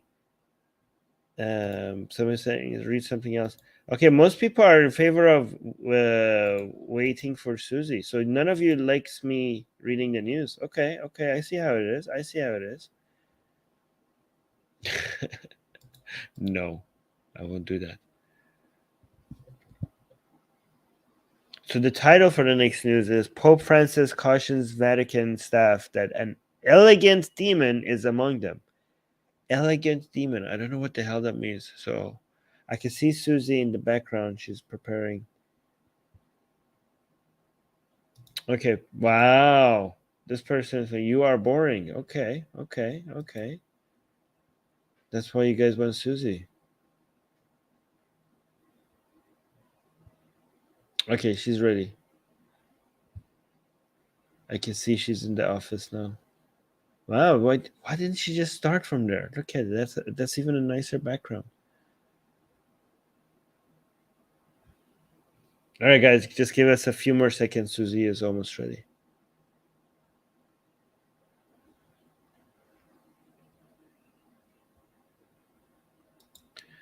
Some secular protesters saying, although it is being reported that the demon has now died. Really? Susie!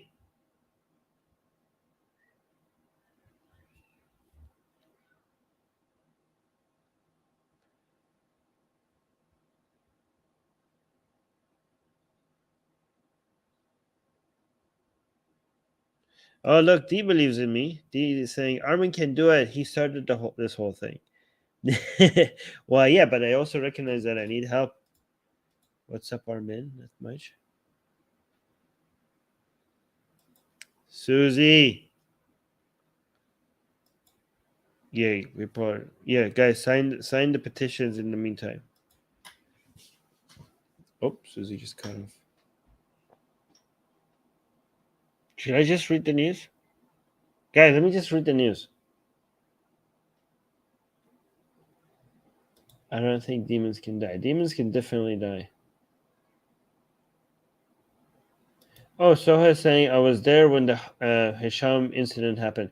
Wow, really? You were in the live chat of that debate of the live stream? All right. If Susie doesn't come soon, I'm going to make the rest of the news.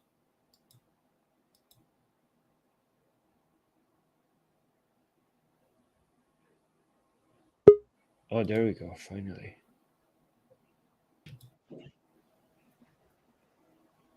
Oh, there we go. Running around. All right. Are you good? You just caught me totally unprepared. Okay. We're good now? We're good now? Yeah, I'm sorry about that, everyone. There's a lot going on here. All right. Can we clap for we can't clap for the next news. All right. Everyone just saw me that I'm wearing pajamas. Like, God damn it, Armin.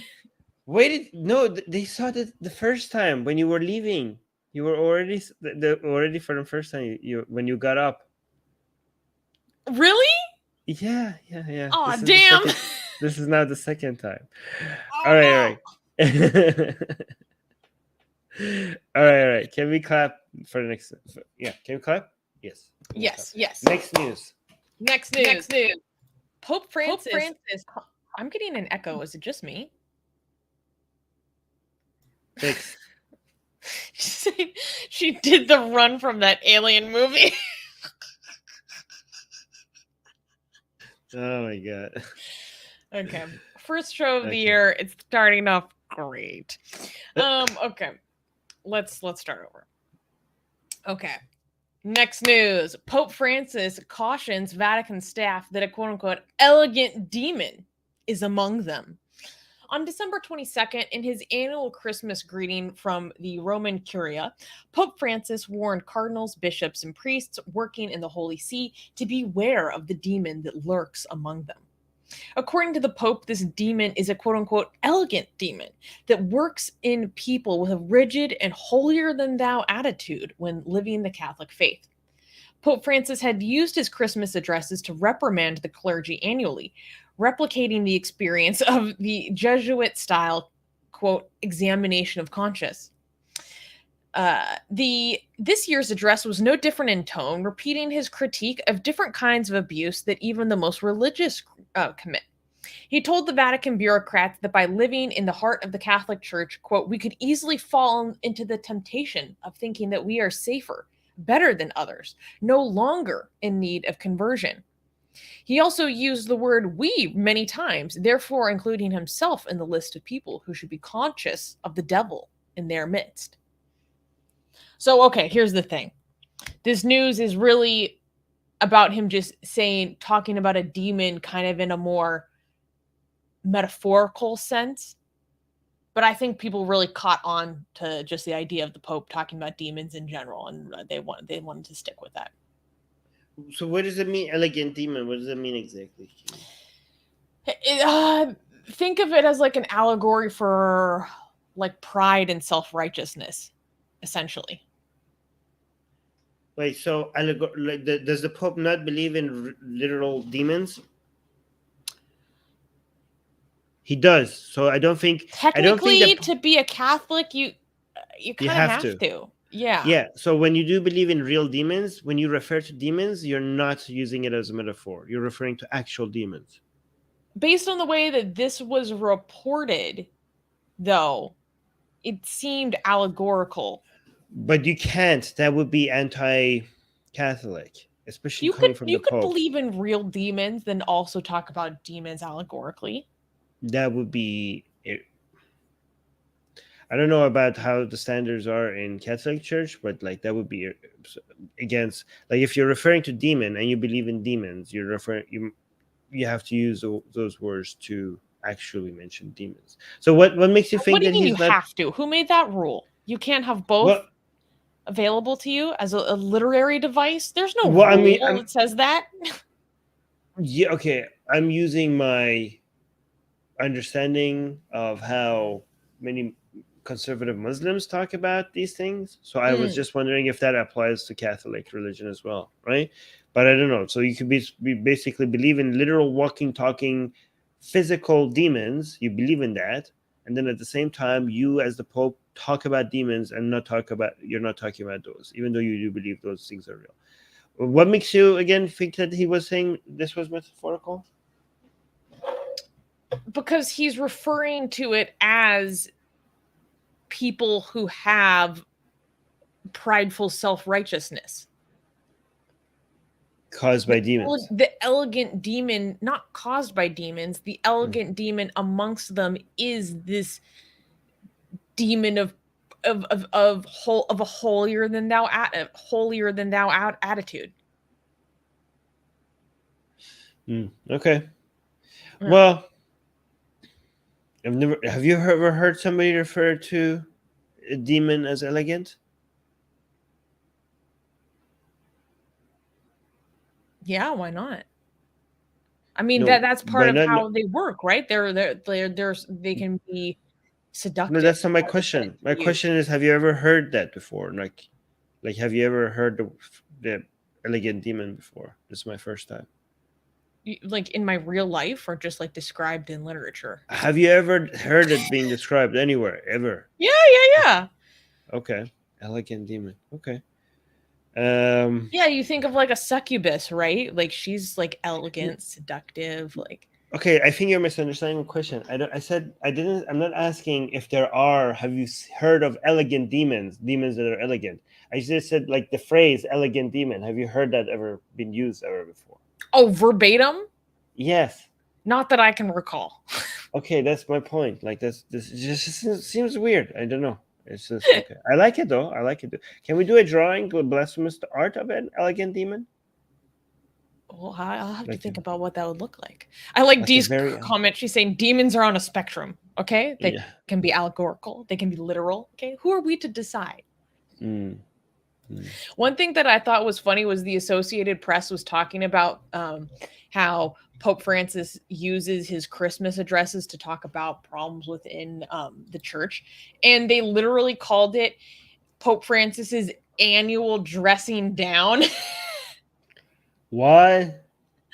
And that was hilarious to me because I was thinking about how in who the said show that? Seinfeld, the Associated Press. The Associated Press? Like that's their title? That was their title? No, it wasn't the title. It was within the article. In the article. About his annual dressing down. Annual dressing down. Associated Press. Amazing. That stuck with me. And it reminded me how in Seinfeld, the character of George's dad has Festivus. And he doesn't have Christmas, okay? He has Festivus. Instead of a tree, you have a pole. And their tradition is the airing of grievances. Instead of saying you're thankful for something, you air your grievances to the other members of your family. And so it reminded me his annual Christmas dressing down. I'm like, oh my God, I didn't know Pope Francis had an airing of grievances for Festivus. By the way, this Noman is giving us a good idea for the art. We need an elegant demon with the Pope. Let's do that. Yeah. That would be good. Oh yeah, so it's hard to make the Pope sexy though. We don't have to make the Pope sexy. You could just make the demon sexy. Okay. Yeah. Okay. Yeah. All right. Can we clap for the next news? Wait, did we acknowledge the super chat? Yes, I did when you were. Oh, okay. When you were having issues. Thank you so much for the super chat. Just checking. All right. Thank you, Norman. Yeah, thank you, Norman. Can we clap for the next news? No. Yes, because this guy has been arrested. This is awesome. Arrested, okay. Okay, good. Next news. Polygamist Mormon prophet caught transporting underage girls in a trailer. This is wild. On August 28th, 46-year-old Samuel Rapley Lee Bateman was arrested by local authorities in Arizona for abusing underage girls. The FBI accused Bateman of being a polygamist cult leader with at least 20 wives, many of whom were minors. The reports said that Bateman beat up those who did not greet him as a prophet and engaged in child sex trafficking with the help of several of his wives.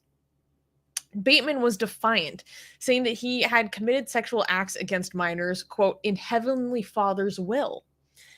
Authorities also charged 3 women, Naomi Bistline, Donna Barlow, and Moretta Rose Johnson for kidnapping 8 underage girls. Bateman is currently detained in Florence, Arizona, and awaits a trial scheduled for January 10th. Aside from the accusations of child abuse, he's also facing charges of destroying evidence, which could carry a 20-year prison sentence. Adam K. Zickerman, Bateman's attorney, defended him, saying that the case revolved around religious persecution. So I think one thing that would help us with this case is if you go down into our article, there's like a 2-minute video that would give a further good overview. So not this one, it's a little further down. Yeah, like let's watch this really quick and this will give us some more details for everyone. Camera video shows the moments authorities pulled over this truck and trailer in Flagstaff. The reason why? Saw fingers poking out of the trailer. With guns drawn, they open the doors. See the hands! Finding 3 young girls. How old are you? 14. How old are you? 11. How old are you? 12. Also inside the trailer, a couch, camping chairs, and a makeshift toilet. When they tried questioning the girls, this woman in the maroon dress stepped in.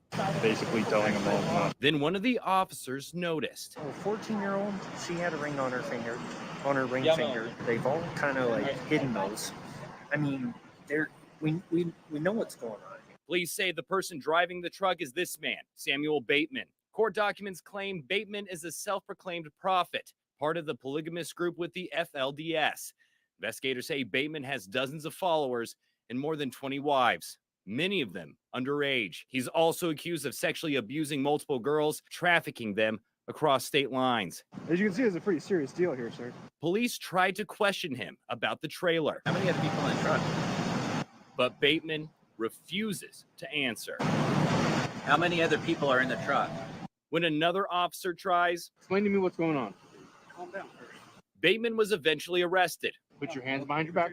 Put your hands behind your back. After some pushback. So you're under arrest for endangerment, okay? The next day he made bail, but was arrested again on federal charges in Colorado City, Arizona, at his encampment. Arizona authorities taking in 8 young girls found there, all said to be Bateman's wives. But while Bateman was behind bars, the FBI says he was still in contact with his followers, asking his other wives to break the girls out of Valley Group homes. They were successful, making it all the way to Spokane, Washington, before the girls and the 3 wives accused of taking them were found at an Airbnb.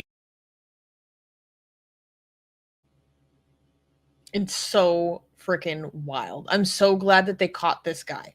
He was just running across state lines with underage girls in a horse trailer. In a horse trailer. And there was some passerby. He got busted because some passerby saw there were children's fingers sticking out of the trailer, like through the side when they were driving by him on the highway. And so they called the police, and then that's how they got busted.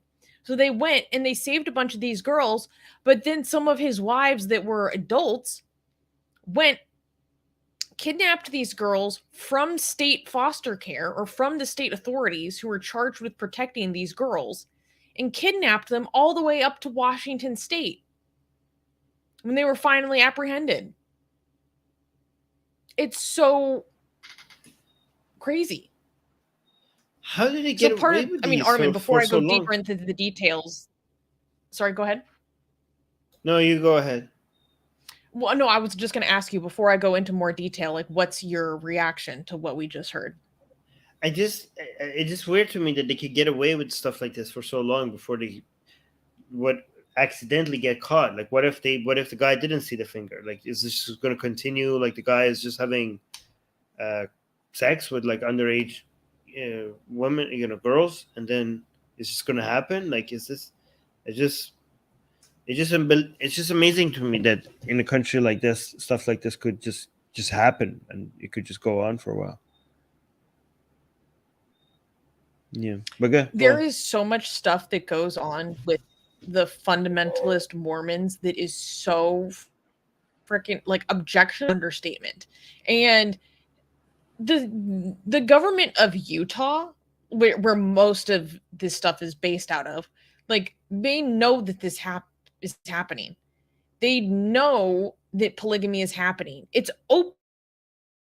It's in the public. They will go on the steps of the Capitol for legal plural marriage and publicly say so in violation of the law, and like nothing is done about it. Nothing's done about it. And so part of the background is that these are people that come from an offshoot of the fundamentalists Church of Latter-day Saints, more commonly known as the Mormons. And this particular group of fundamentalists were originally followers of Warren Jeffs. Now, Warren Jeffs is possibly the most famous, like, abusive FLDS, fundamentalist Latter-day Saints, cult leader, prophet, abuser, because I don't even remember how many, he had dozens and dozens and dozens of wives. Tons of them were children, all the way to the age of 12. And he got busted about 10 years ago and continued to run his cult, which was severely abusive and had an extremely high degree of control over the community from prison. And eventually some of his power subsided, And so this guy used to be, what I've read, used to have some association with Warren Jeffs' community. He came from that community. And then he's kind of seen as like a spiritual successor to him by many people, and basically continued like this cycle of cultic abuse and using many of the same tactics. He would give his wives to other men as gifts, as ordained by God, so to speak, and like child sex trafficking. He would convince or entrap other members to give up their own wives to him, or to give up their children or sisters as wives to him, because of the degree of control that he had over the entire community, like assaulting people who didn't recognize his authority, like all this stuff. And I think part of this comes from a problem that is inherent to the Mormon faith itself. Like, based on what I've learned, I think that even mainline Mormonism is a destructive cult. It just has more marketing and to make it seem more acceptable, and like just more mainstream Mormon, so to speak, are more common in the population. And many of them are very nice people. Like, this is nothing about the people. This is about the way in which that belief system exerts control over the individual's life. That is what defines something as like destructive, as a destructive cult group, right? Like, I know Mormons myself that are like very friendly, nice people, so it's not a judgment on their character, what I'm saying. I just want people to be aware of like how overarching and highly controlling it really is in reality. But the fundamentalists, Latter-day Saints, is on a whole different level. And part of the problem is, and it's been a long time since I've studied Mormonism, so I can't accurately recall all the details, but the notion of prophethood and the way that it works within the Mormon faith is complex, in that it's like kind of antithetical to Islam. There is no final seal of the prophet. Like, my understanding, and it's rusty, is that if you get high enough within the church, there's like a level, there's like a tier in which you're called a prophet. Like, this is actually something that can be actively achieved. And so this system, or these things, continue to keep happening in these ways because the faith actively facilitates respecting the so-called, selected men as prophets, having to observe their authority over entire communities, not just their own family or whatever.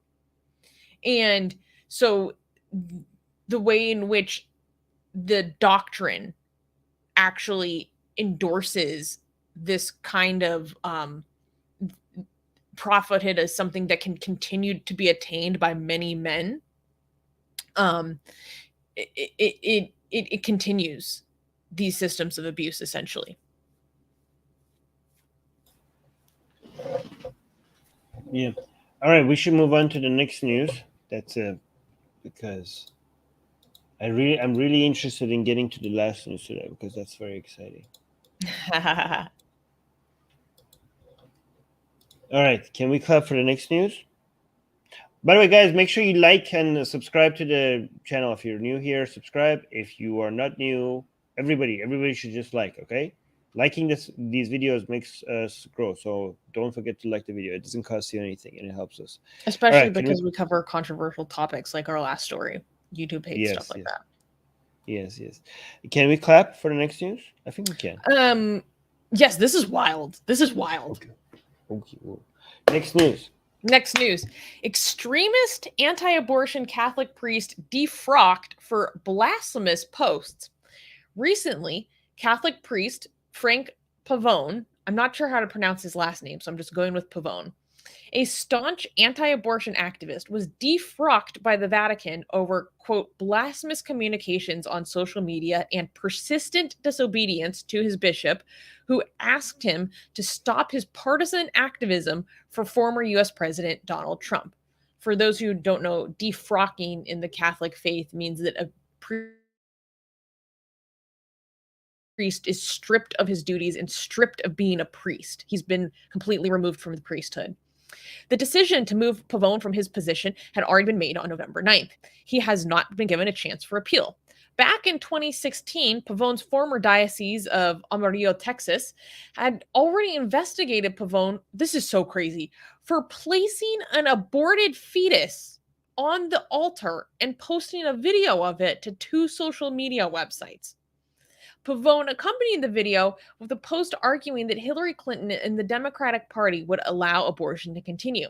At the same time, Donald Trump and the Republican Party would protect the life of the unborn. In response to the decision to defrock him, Pavone tweeted, quote, so in every profession, including the priesthood, if you defend the hashtag unborn, you will be treated like them. The only difference is that when we are aborted, we continue to speak loud and clear. So this is so crazy. Let me back up. This dude, I had to go look up this story about what happened in 2016 because I couldn't believe it.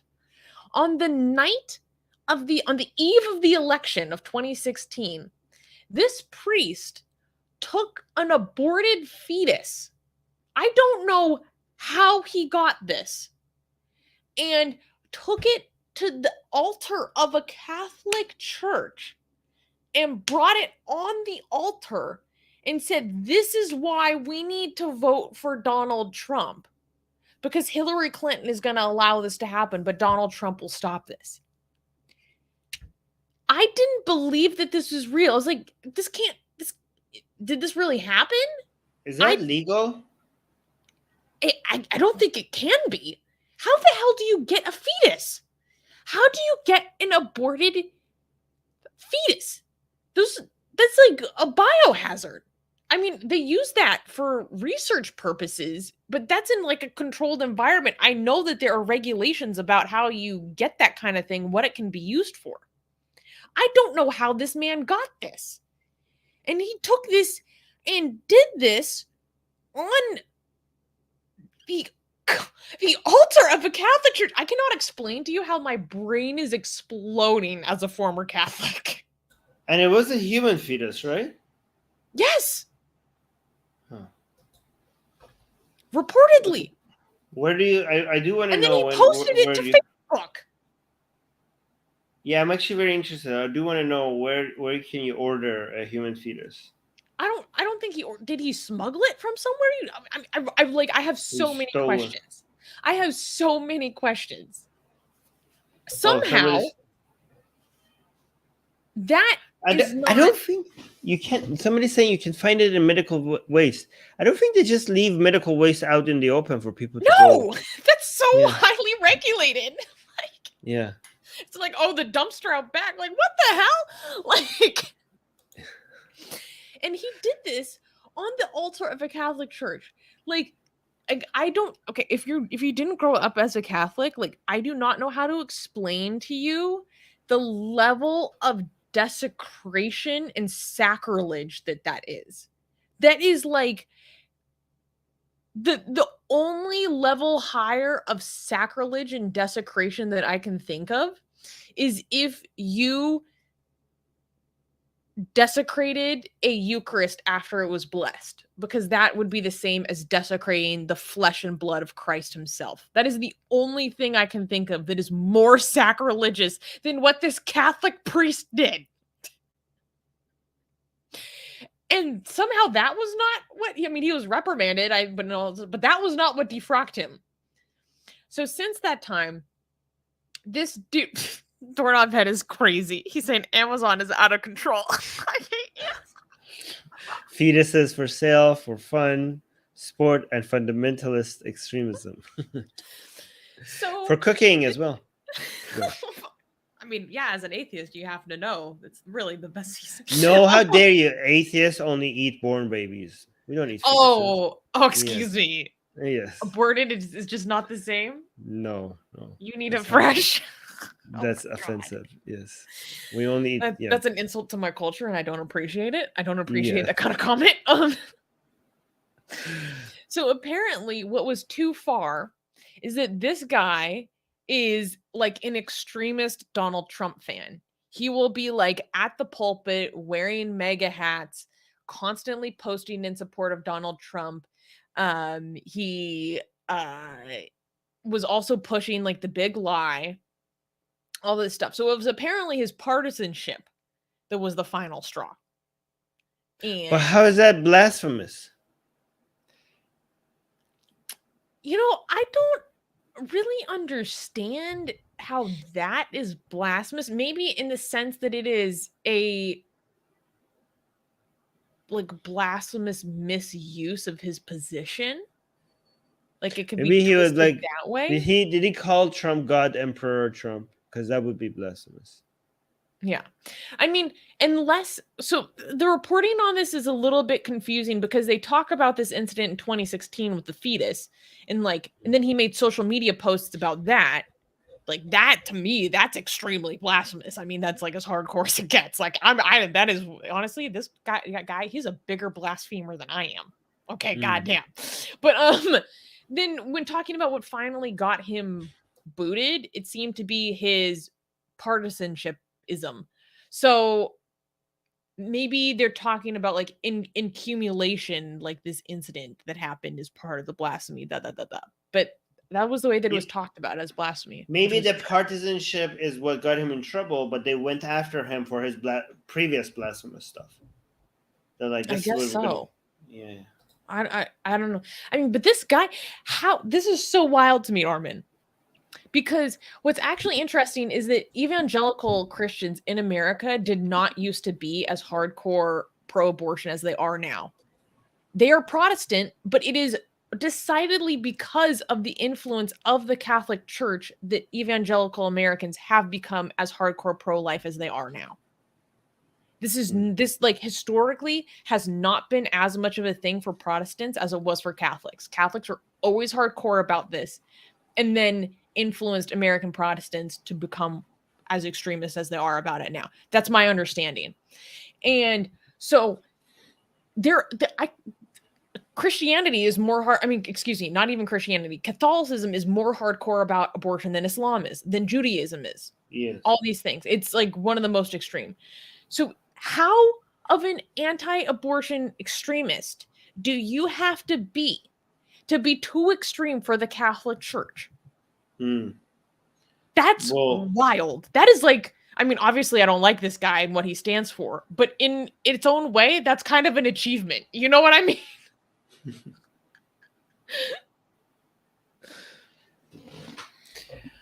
Yeah, we should move on to the next news.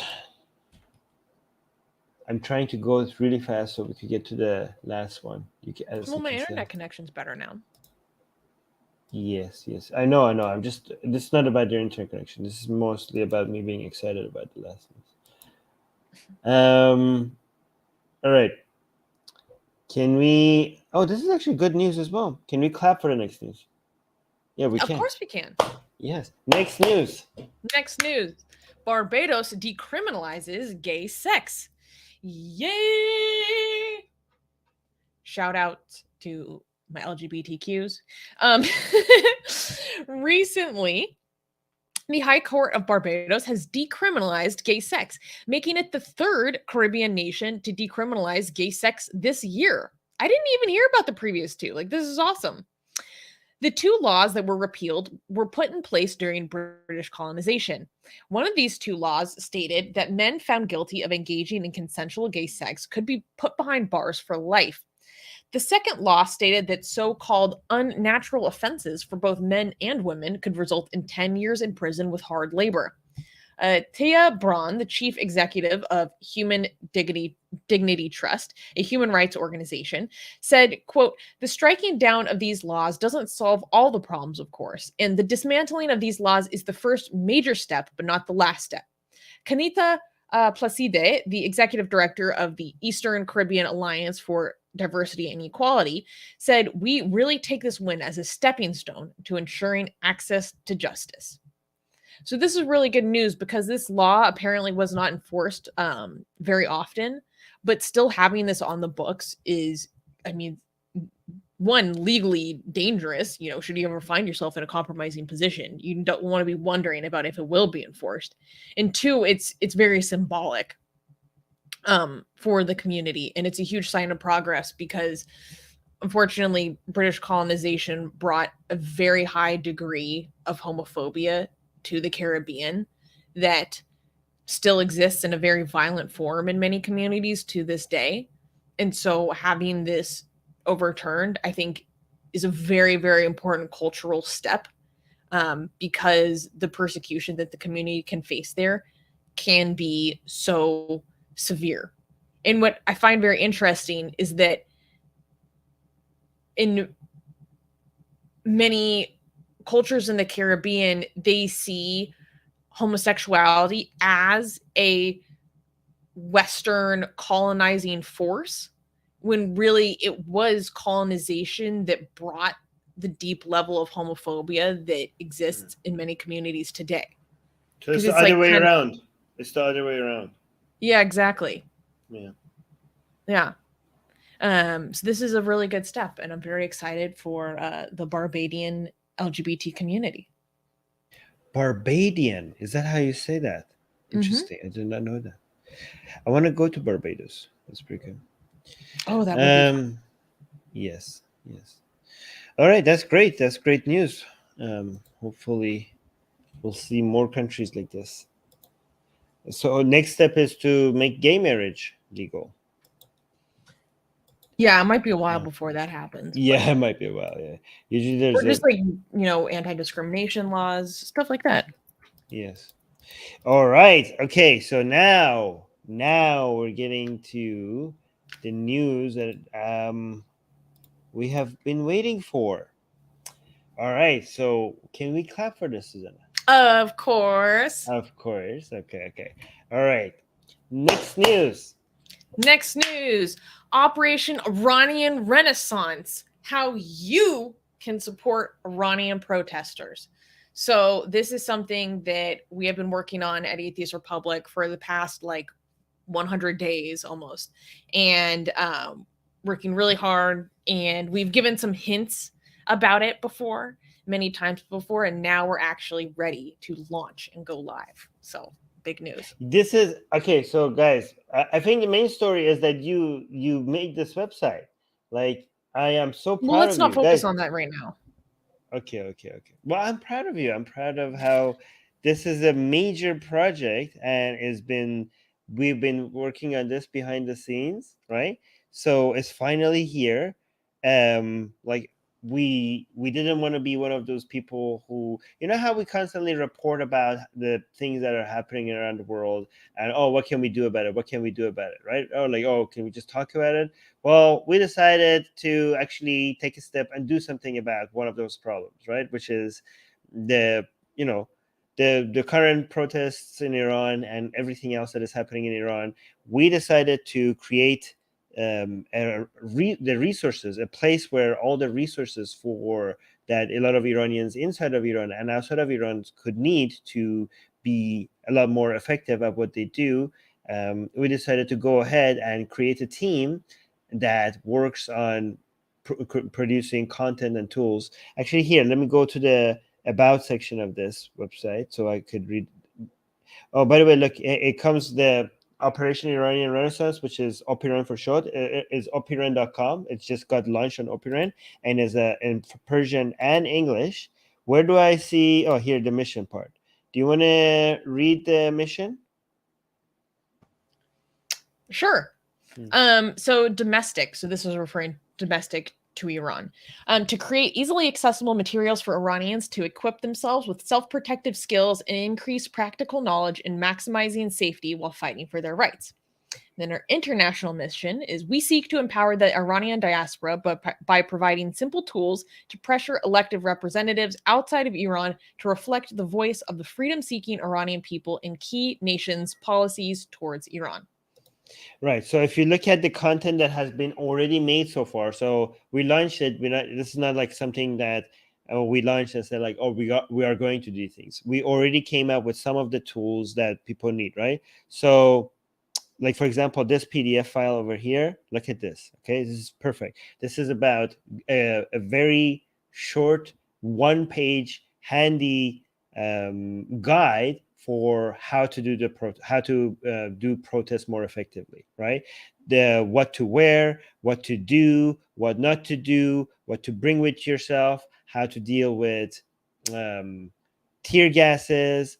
So this is, the reason why everything is in one page is that if you can print it out and hand it out during the protest, like there's a lot of really, really helpful advice. And these are some of the advice that is the first time available in Persian.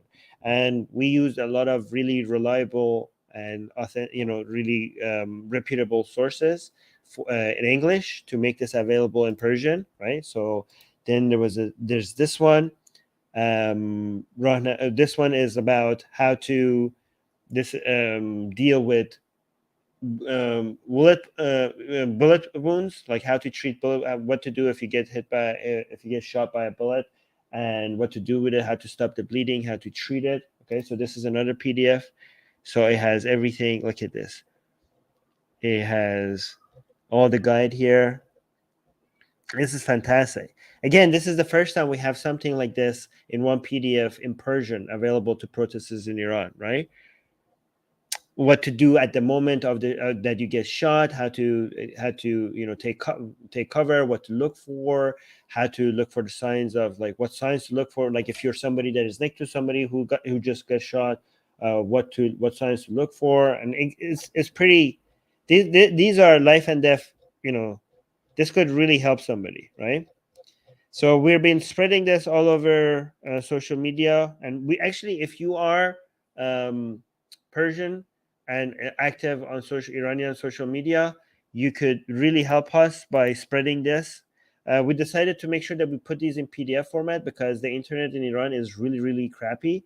We wanted to make sure that we create content that is shareable with very low internet speeds, so that there's not that much.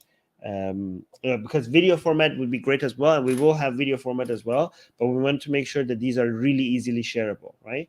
So we also have a couple of other, so these are the main two ones that we've made so far, but we have a guide on how to create helmets, from household materials, how to create a bulletproof vest. What else do we have? A guide to how to deal with batons, a more detailed guide on how to deal with tear gas. So these are mostly content for Iranians inside Iran who are involved in the protests, but we're eventually going to also start focusing on content for Iranians who are outside of Iran, on guides on how to pressure Iranians who are dual citizens, like, for example, Iranian Canadians, Iranian Americans, Iranian Germans, on how to use their citizenship in these other countries, on how to pressure politicians to take firmer stances against the Islamic Republic of Iran, and basically the Iranians outside of Iran. We give them the tools to be the voices of Iranians inside Iran using their second citizenship and how to make political changes. So we're going to have like templates on how to, contact their members of parliament or congressmen or senates, what to say, not just emails, how to do phone calls, how to do snail mail, because those are very effective, how your voices will, like if you are a donor to a certain politician, your emails and your phone calls will be taken a lot more seriously. So like we could show them like with just a little bit of a donation, like even if you're a donor with like $1 a month to a politician, your emails apparently get marked that you are a donor. So those will actually get read. So these are the types of guides that we need to make for like Iranians in different countries. And so that's one thing we work on. So the things that we are right now, we're working with a team of volunteers, but we can't continue doing that. We are going to need to, if we want to do this more seriously, we need to actually hire translators and designers. Like these are, because we can't just wait on volunteers to do this. So we're hoping to expand this team. And also, Susanna, you wanted to also upgrade the website. Can you tell us a little bit about that? Oh, I mean, there's just a lot of stuff that I want to do with the website, but just turn it into kind of like a resource hub and a resource library, but just like the hours that you and resources needed to put into web development is something that we need more resources to do. Right. Because that is very intensive. Also, we got a super chat. This is the super chat that we were holding off on by Secular Sakai, saying that he just donated $100 directly to Atheist Republic's Opium Project. So I actually checked. If you go to donate here, so if you go to donate, you can see that we already got, like we were going to announce it to you. We're going to show you that this had like 0 because the goal is 8,000, right? But we already raised 100 because of Secular Sakai. Look, it's showing. So if you go on the, again, the website is opiren.com. That's OPIRREN.com. That's down. Opiren is basically short for Operation Iranian Renaissance. And remember, that's 2 R's, right? And if you go to donate, we already have a $100 donation. That's amazing. Thank you so much. I want to, Susanna, do you want to read what we have here on the donation link? Yeah, sure. So it says, the people of Iran have risen up and sparked an Iranian Renaissance. In doing so, they aim to unshackle themselves from tyranny and usher in a new era of rule by the people, secularism, and liberalism. Operation Iranian Renaissance, Op-Iran, aims to create easily available tools for the Iranian people to equip themselves with practical knowledge for maximizing safety while fighting for their rights. There is a wealth of knowledge shared amongst demonstrators on how to protest safely, but unfortunately, there is very little of this content available in the Persian language. Operation Iranian Renaissance has already produced protest Persian language safety guides and tutorials for treating bleeding and bullet wounds. But there is a lot more to be done, including guides for self-protective equipment like helmet and goggles, instructions on how to defend oneself against tear gas and police brutality, templates for Iranians with dual citizenship to contact their local and national representatives and pressure them to implement foreign policy changes that bring about a liberal and prosperous future for Iran, and much more. We need your help. Please help us accumulate the resources and manpower to support freedom fighters. Also, you could just help by sharing this campaign. If you can't donate, you could just share the campaign. So that would be helpful as well. But there's a lot of time and a lot of hours that have like gone into this already. I love the team that we're working with, but there's so much more that we can do. We just need to have the resources available to do it. But I'm really, really, really proud of everything that the team has achieved so far. Like this was the idea and really like answering the call for help from our Atheist Republic Persian community, because our Atheist Republic Persian community in Iran is coming to us and our team and the rest of our community outside the country. And they're like, we need help. We don't know what to do. Like they send us pictures of them bloody from what the authorities do to them. They're like, what can we do to protect ourselves? Please help us. And our community just organically sprang into action. And this is what it became. And it's just, I don't know, It's amazing. And guys, I also I'm proud because usually when a project like this is happening, people are like, "Oh, we want to do something, support us so that we could get started," right?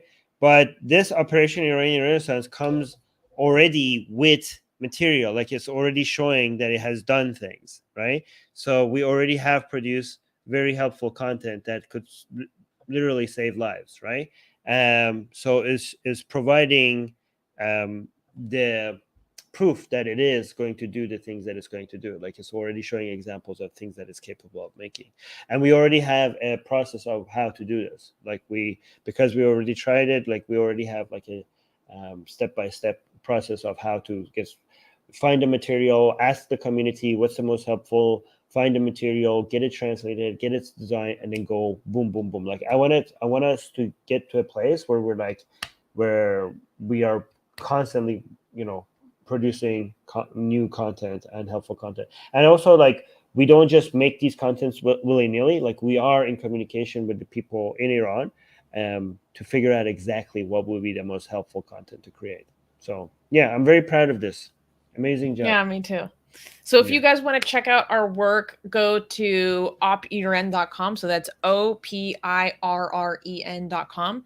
And if you are excited about what we're doing and have the ability to contribute anything, it does help us so much. And so you can find that on DonorBox. So donorbox.org/Operation Iranian Renaissance. Actually, I think it would be easier to just go to opiren.com, and then if you click on all the information is there as well. But let me finish this. If you click on donate on the website, it will just take you to the donor box link that Susanna is showing. But Opiren is easier to remember. That's why I'm saying, like, just remember that there are 2 R's. I'm really happy with the name as well. Operation Iranian Renaissance. That's a pretty epic name. I like it, because basically what's happening, what we're achieving in Iran, is to take Iran through a renaissance, right? Like I think this is, and I think this is like, if we get a secular democracy in Iran, this is the beginning of a new era for the Middle East. Like Iran 100%. Could be, yeah. It's not going to be just Iran. It's going to spread. This could be the beginning of the Age of Enlightenment that we were waiting for all this time for the Middle East. Yeah, well, one can dream. But again, also, guys, another thing you could do if you can't donate is to share this, right? Share this to your Iranian friends and be like, hey, look, it comes in Farsi as well. But you could tell your Iranian friends, hey, if you know people in Iran, send them this website. These resources are freely available for everybody. And again, they could just if they could just also send a PDF, like they could just download this PDF and just send the PDF. Well, and I also made a bunch of pre-made social media posts where all you have to do is scan the QR code and it'll bring you the PDFs. So you did that. It's made it very easy for people to share. Yes, this one, the distributive material. Like, so if people want to share the content, so these are the stuff that is social media friendly. Right. So if for stories, for Instagram posts, for Facebook posts, all of that is here as well. That's very good that you had that. That's because you don't have to, because a lot of people who want to make Instagram posts, they have to design it or something like that, but you have that ready for them. So yeah, exactly. They're like, I don't know where to add the link, Don't worry about it. Just scan it. You'll pull it up. You can share it easily that way. Yeah, actually, let me this one, for example, right? Yeah, so look, it's a square format. You don't have to, when you're making an Instagram post, you don't have to include the link or anything because it already has this QR code and everything here. Yeah, guys, so if you guys can't donate, just go and share the content. Go share the material. It's already giving you all the format that you need for social media. You could be saving people's lives by just putting these as stories. Yeah. All right. Fantastic. Thank you, Susanna. Thank you, Armin. And thank you to like everyone on our team. Yeah, working really, really hard on this, and I'm really proud. Guys, see, we're not just talking about these things. We're actually trying to do something about it. So this is like, I think it's important to recognize that. That's good. All right, guys. That's about it. I just want to say one more time, Happy New Year. And thank you for watching our show. Make sure you like and subscribe. Make sure you leave a comment. And make sure you hit the bell notification. Make sure you're subscribed to our newsletter, because we just had a couple of good blasphemous art ideas today. And for people who don't know, if you are on our newsletter, you get our very sexy blasphemous art, which is like, we have art of prophets, of gods from different religions, from hijab. We have sexy hijabi art, and it's very sexy, and it's the best blasphemous art ever in history. And you get that all for free if you're subscribed to our newsletter. So make sure you are subscribed to our newsletter. And also, if you want to support our channel, you could become a YouTube member. You could support us on Patreon. You could support us on PayPal. A link to all of those are in the description. However, again, reminder, please do not donate or support us financially ever if you are struggling financially, even a little bit. Liking and subscribing already helps a lot. Anything else, Susie, before we go? No, Happy New Year 2023. Let's get it off to a good start. And next week, come back next week, same time, another show, and it will be our 250th episode of Atheist Republic News. Oh, wow. Okay. Wow. Okay. Wow, that's a lot of episodes. Okay. Yeah. All right, guys. See you next week. And also make sure you tune in for our upcoming Q&A with Secular Rarity. All right. Yes. Bye. Bye.